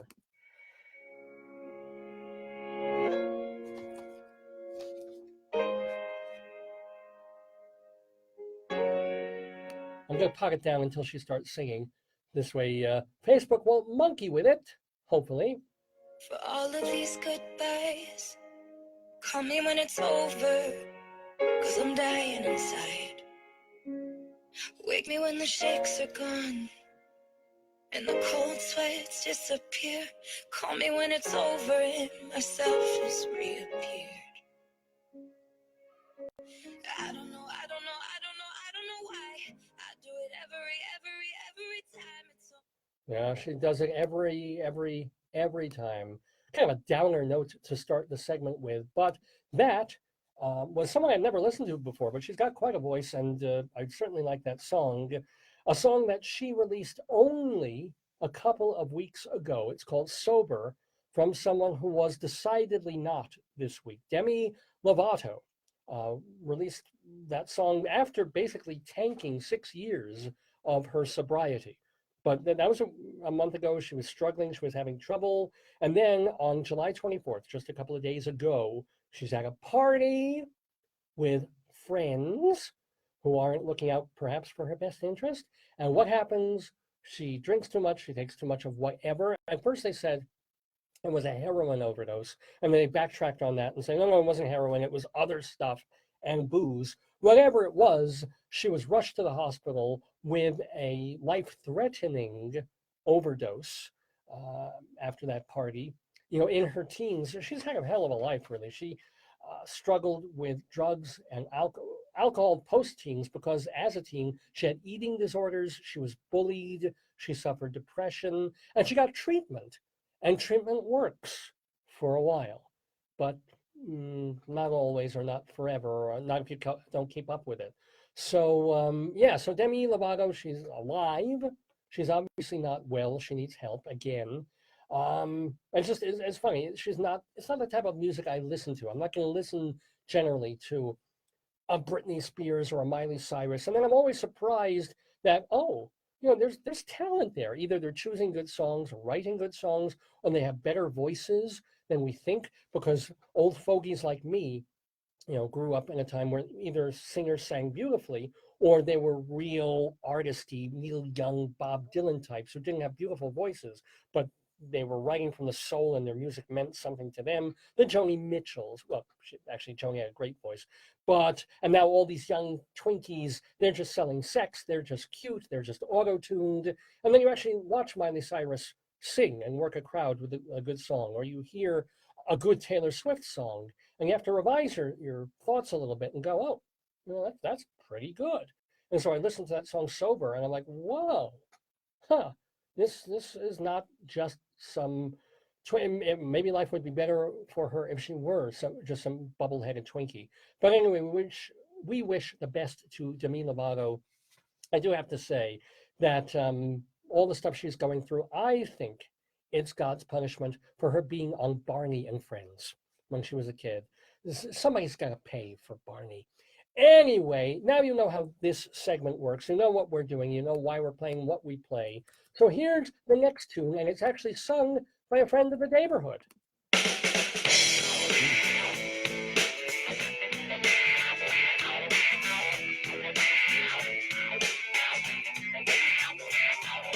Literally, first minute I get back to town, the cops, they shot a crazy lady with a screwdriver in her hand. Maybe we'll have another riot, that wouldn't let me fun.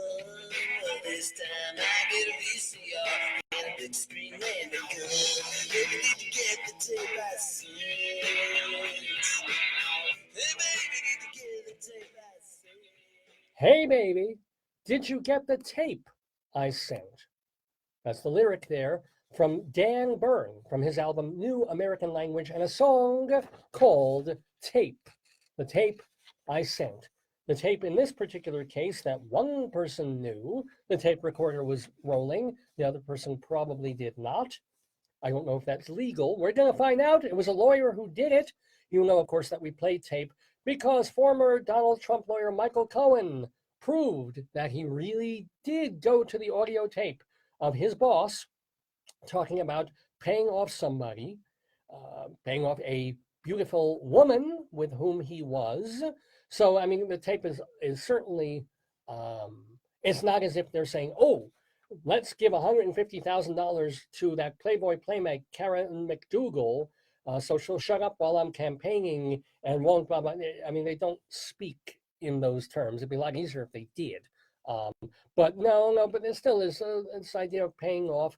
And this is the beautiful thing. This is like, there's this moment that they're bantering back and forth, and the pundits are talking about it, where he says, we should pay in cash, or better pay in cash, which feels like a smoking gun kind of a line. But then there's folks who are hearing it almost like the, what were those words from a couple of weeks ago from Lolly and half the people hear it one way and half the people hear it the other way. Here it's like, better pay in cash, or was it better not pay in cash? Was the tape is not perfectly recorded, so is there mumbling? Is there a word left out? Better pay in cash almost suggests that you're keeping something off the books. You're making a transaction, even if it's with your own money, that you don't want the IRS knowing about, you don't want the voters knowing about, as opposed to better not pay in cash, which is like, oh, we better have a paper trail. If she sues us anyway, if she goes to the press, we got this, and this, or if the tax accountants want to mess with me, hey, it's open. Better not pay this in cash. Write a check. We'll have a paper trail. I don't know. All I know is it's just hilarious that obviously Donald Trump has his marital issues, and I went off at length about this last week, in the sense of I would not care. A man's personal sexual life is between him and his wife and any other women who are involved. Ordinarily, it shouldn't make a difference. Got nothing to do with the presidency, nothing to do with how a man, the bills he signs, what he does in terms of foreign policy or domestic policy. It isn't my business, anybody's business. If Donald Trump is lucky enough to be dipping his wick into people who look like Stormy Daniels and Karen McDougal. God bless him, he can get that.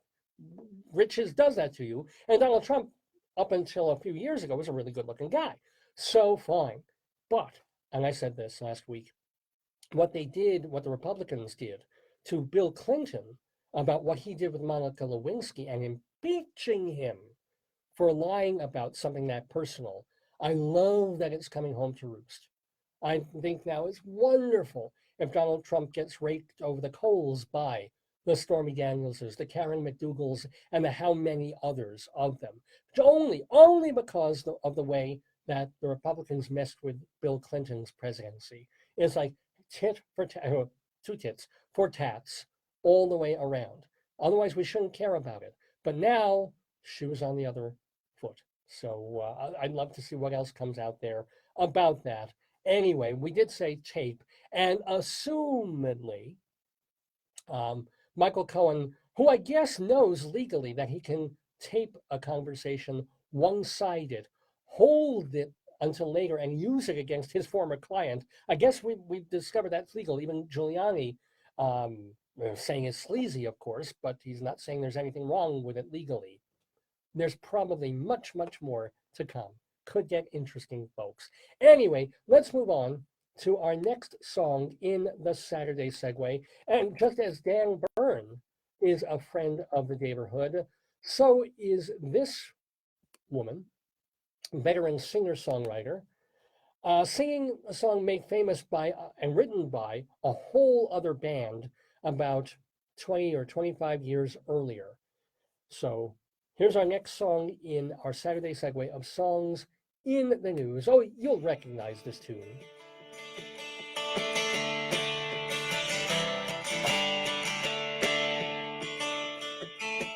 I see the bad moon rising.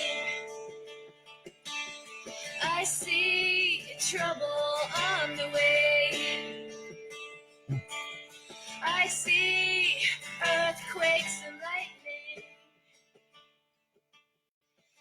our friend of the Daverhood, Juliana Hatfield there. She was on our show, I don't know, almost a decade ago, maybe not that long ago. But Juliana Hatfield from her eponymous album, Juliana Hatfield, with, we all know that Creedence Clearwater Revival song, Bad Moon Rising. I'll repeat that, Bad Moon Rising. Well, there's been a television moon who's been in charge for quite a few years now and has done a lot of wonderful things at the Tiffany Network, aka CBS. I mean, CBS, it's the old fogies network, but I mean, these are the people of All in the Family and the Norman Lear sitcoms, which is before this guy's time, but also they're the Tony Award folks. They're the CBS Sunday morning show, which I love.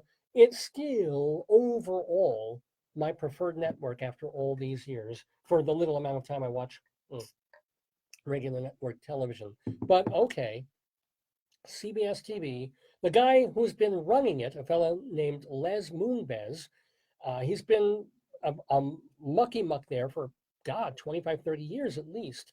Good looking guy, married, I assume, and rich as Croesus, able to get all the women that he could possibly want. I mean, we're not talking about a Harvey Weinstein schlubby, like, oh, God, it's Sasquatch coming at me. I mean, you know, this is a guy who could have what he wants. And yet, his guy in power who apparently, allegedly, snatches what he wants, snatch being the operative term. But anyway, he has been accused by no less than 6 women, or is it no fewer, of sexual misconduct. Among them, remember that cute actress Ileana Douglas from 6 Feet Under and a bunch of sitcoms too? She's Michael Douglas's sister. She says that she took a meeting with Les Moonves and he made really very physical, unwanted advances. Not that he asked her out on a date, but that he tried to manhandle and paw her. When she refused, she was going up for a TV series at that point. The series was yanked. She was yanked from the series. She was fired from it. When she threatened to sue, they gave her another pilot and they gave her, you know, another series to try out for. She got a part on a miniseries, actually. Other women included producer Christine Peters and a writer named Janet Jones. I don't know if it's the same Janet Jones who was that gorgeous blonde woman who was married to the hockey player. I think it's a different Janet Jones. I'm sure she's pretty too. But anyway, all of these women in this blockbuster story are coming up against Les Moonves. Of course, Ronan Farrow is the guy who's following. I mean, he's going to get a Pulitzer for writing about all these big, powerful, middle-aged white men who are being brought low. Everyone from Roger Ailes to Charlie Rose to, I mean, one after the other. So this is the latest. Les Moonves. Let's see. And the other thing is apparently there is a culture, unfortunately, at CBS that allows women to be objectified and treated in this way, or at least they have been for a couple of decades. So you had stuff going on at 60 Minutes. There's a producer there who's being called out, allegedly, again, by all these women. Of course, we heard the Charlie Rose stuff, and he was pulled off he was pulled off the morning show as well as PBS for the things that he was inappropriately doing to the women all around him. Now, granted, CBS is not alone in this. We all know, God, I need powder on my head. I'm so shiny here.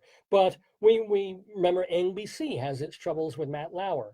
And then before Fox News starts gloating and saying, ah, ha, ha, ha, look at you guys. Yeah.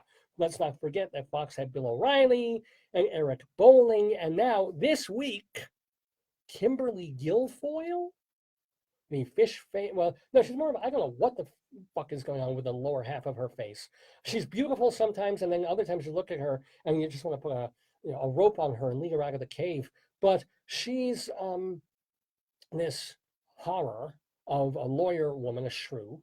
She's on Outnumbered. She's on a couple of the Fox shows. Incredibly pro-conservative, incredibly pro-Trump and all of that, which Fox realized, finally, we assumed this week that, we realized that where towing the Trump line, where super duper Hannity-esque, we believe in conservative and Donald Trump is the next Reagan savior of the country and Democrats are terrible, etc.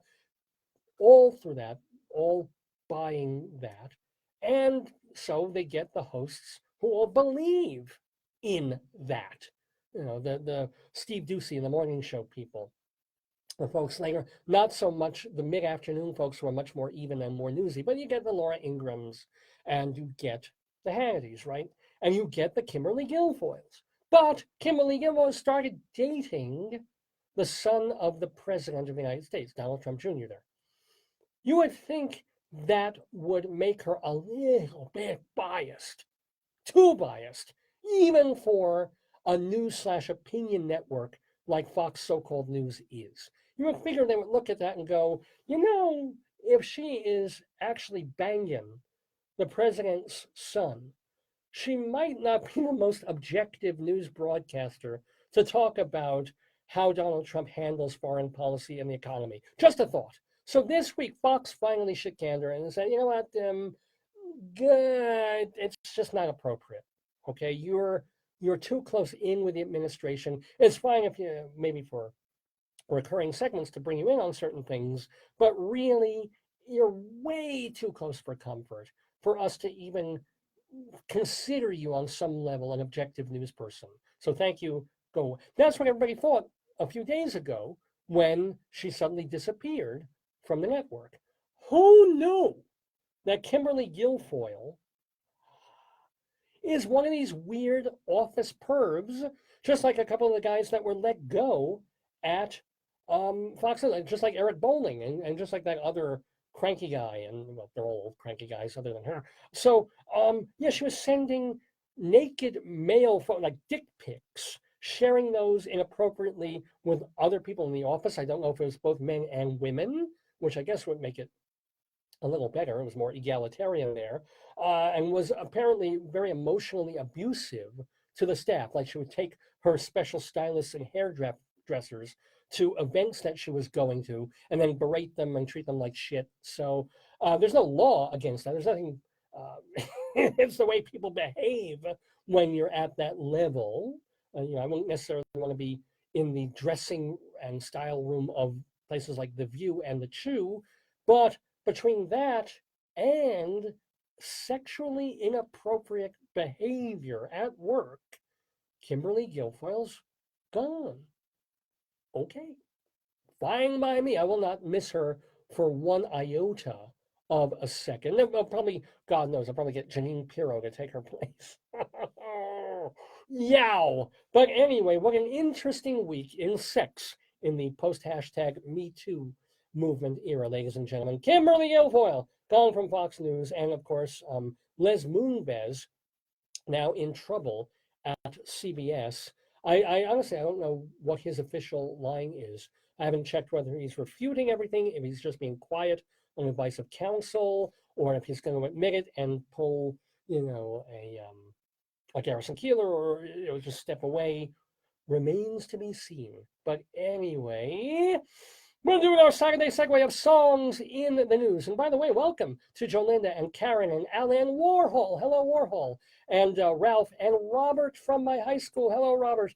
And all the people who were watching before, so many of them, tuning in to the Daverhood this Saturday, July 28th. We're doing our Saturday segue of songs in the news. What are we playing next? Well, a bit more bad news, but this one at least not man-made or woman-made.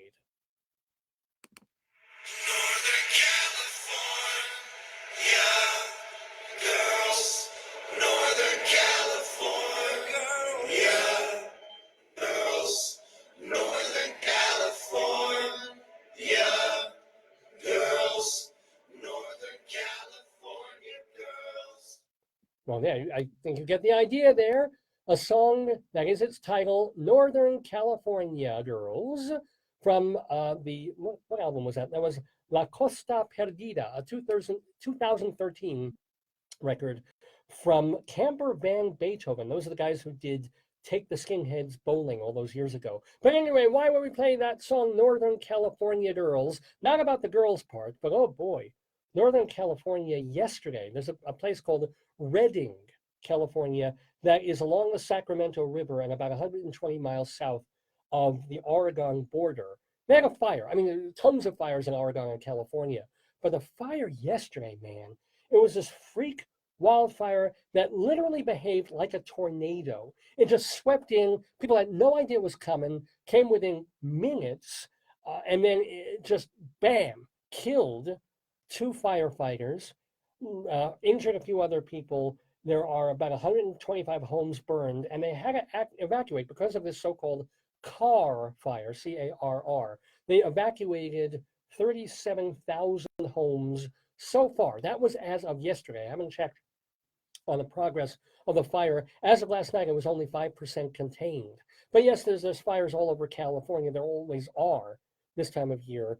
And so far, Colorado's been a bit lucky, knock wood, and we're getting a bit cooler weather now, which is nice. But, wow, that car thing, of just the images are rather amazing. Hopefully nobody else gets hurt or killed. And that was the thing. They couldn't fight the fire because they needed all the firefighters to help people just evacuate and escape. The fire moved so fast and so weirdly that people didn't have 3 hours to pack their shit, get in a car, and go stay with relatives. This was like, whoa, you got 20 minutes. Get on the road. And then the fire people had to help. So anyway, hopefully things go a lot better there in Northern California.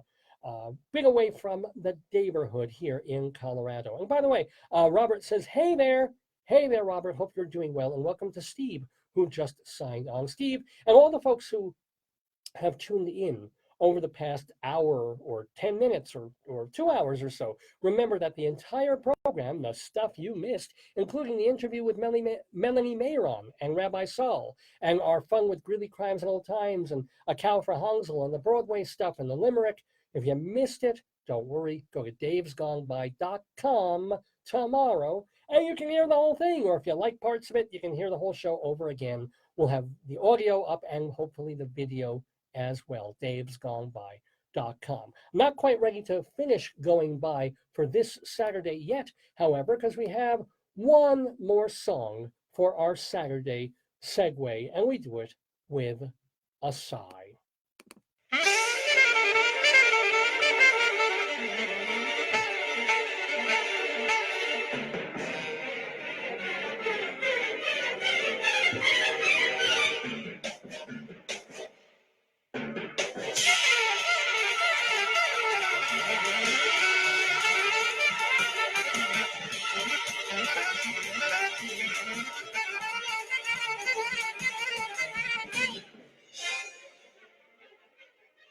That's a pretty amazing piece of music right there.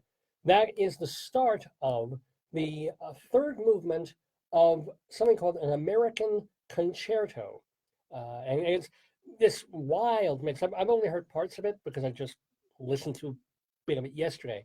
But there's 3 movements to it, and they're all this mix of regular jazz, free jazz, little bit of rock and roll in there, classical music as well. It's a concerto.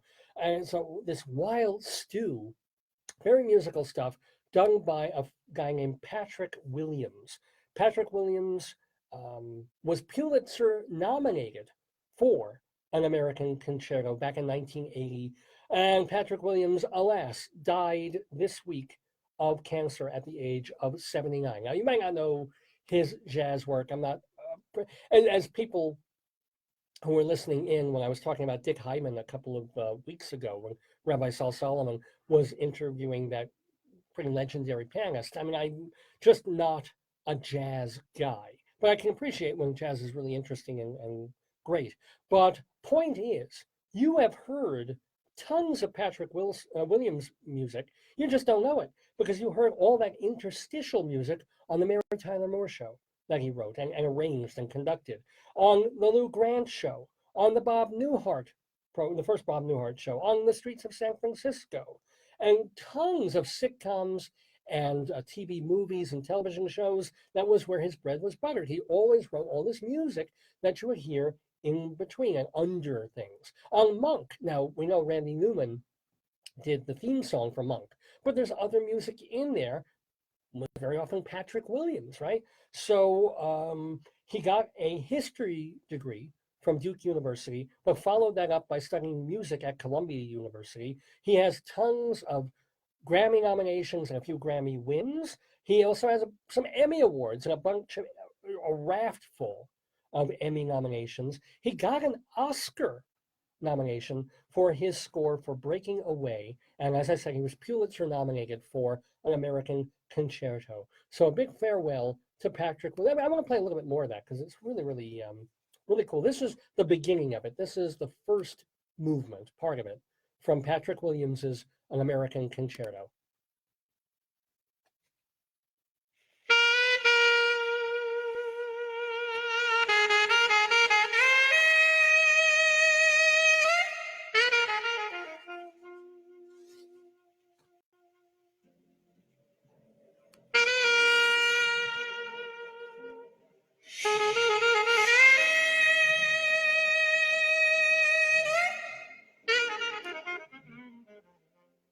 Almost like a nod there to Miles Davis's Sketches of Spain, right? So yeah, farewell to Patrick Williams, who passed away like 3 or 4 days ago. He will be musically missed. Well, I'll be missing you next Saturday because I need a break. It's been a time. It's been a rotten summer. I need little time off, time to myself. Might even go to the mountains for a day or two. We're still figuring that out. But we're going to take next week off from the Daverhood. I know. Wow. This is why you're going to need to go to the archives, davesgoneby.com, and listen to an old show. As a matter of fact, if you even tune into UNC Radio, what's kind of cool is in the lingering days that we have left for that station, we're playing just random old Dave's Gone By episodes 24/7. So if you go to uncradio.com and you click and you listen through your iTunes, that's what you'll hear.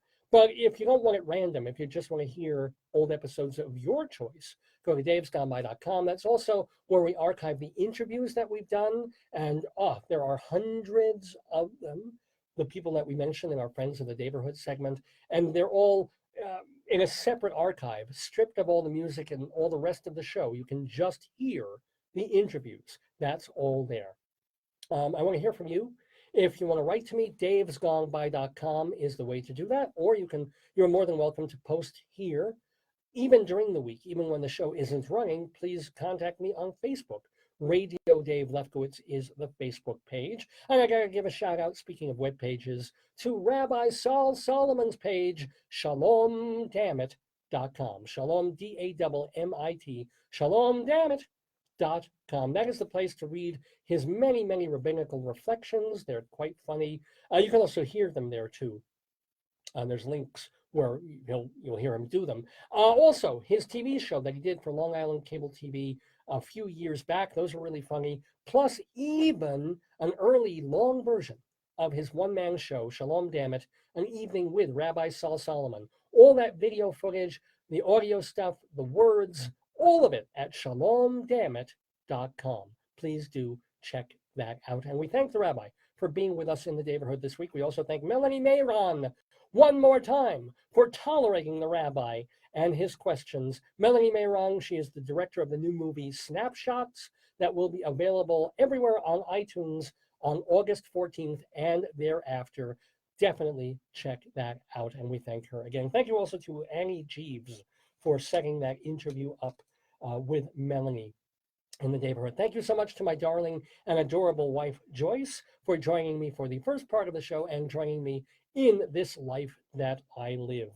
Thank you to all of you for listening, all the folks who I've been seeing scroll through, and the many of you whose names I don't even see, but who are tuning in, watching the show live or checking out the program later or listening to it on the website. Wouldn't do it, couldn't do it without all of you. Now, let me whet your appetite a little bit, because as I said, we won't be here next Saturday. We'll be here in 2 weeks, and we've got still great guests coming up. So who are we going to have in the Daverhood? Well, for one, there is the new artistic director of a theater in Stanton, Virginia. His name is Ethan McSweeney. He's directed shows on Broadway, off-Broadway, and all over the country. And what's kind of cool is that they've tapped him to head this theater that approximate what the indoor theater was like during Shakespeare's Globe Theater years. Because, in England, they've got the new Globe and they do it like the outside Globe with the groundlings, but this one is the indoor version, smaller theater, and the decisions that they're going to be making in his first season there, Ethan McSweeney. So we're going to be talking to Ethan McSweeney about directing regular theater, modern theater, as well as Shakespeare, as well as coming in to run a big theater company in Virginia, right near Washington, D.C. So Ethan McSweeney coming up in the weeks ahead, as is, and this is really cool, we have an actor named Sandy Helberg. Sandy Helberg, what do you know about him? Let's see, he was one of the very original members of the Los Angeles sketch and improv comedy troupe, The Groundlings, from whence came people like, oh my God, Lorraine Newman was there, and I think Horatio Sands was, just bunches of people who went to Saturday Night Live and went into comedy and TV and film. I'm blanking on them right now, but I'll get them together over the weeks ahead. But anyway, Sandy Helberg, an original Groundling. Also, he's done bunches of TV and film, including 3, count them, 1, 2, 3. So I've graduated from counting to 2. 3 Mel Brooks films, including High Anxiety and History of the World Part 1. He's done, what else has he done? You've seen him as a much younger man in shows like MASH. I'm leaving out some things, but Sandy Helberg, very funny guy, very interesting guy with great stories to tell about life in Hollywood, doing comedy movies like Up the Creek. And, oh yeah, he happens to be the father of an actor named Simon Helberg. Who's Simon Helberg, I hear you ask? Yeah, he plays a role you've probably heard of, Howard Wolowitz on The Big Bang Theory. So we'll talk to the proud papa and actor in his own right, Sandy Helberg, in the weeks ahead in the Daverhood. Whew, well, that about wraps it up here on Dave's Gone By. Again, I thank you so much for listening. I look forward to seeing you in 2 weeks for a brand new episode of Dave's Gone By, when we will be in the dog days of August, which is why I'm playing an August song to take us out of here. It's Robin Hitchcock from his While Thatcher Mauled Britain collection, a tune called August Hare, which I certainly wish I had some. It would take away some of the glare on my head. But it's August Hare, August Here, and Gone By.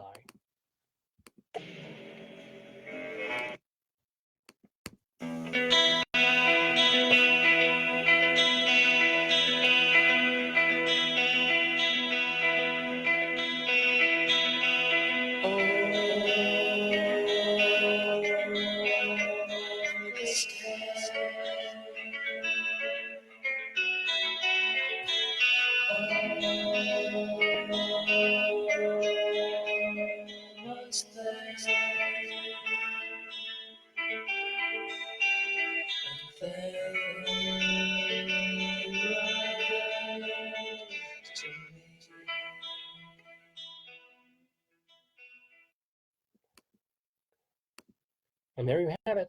Ladies and gentlemen, have a wonderful end of the month. I'll see you, God willing, in 2 weeks. Potato will be here too, of course, for a new episode of Dave's Gone By and Gone By.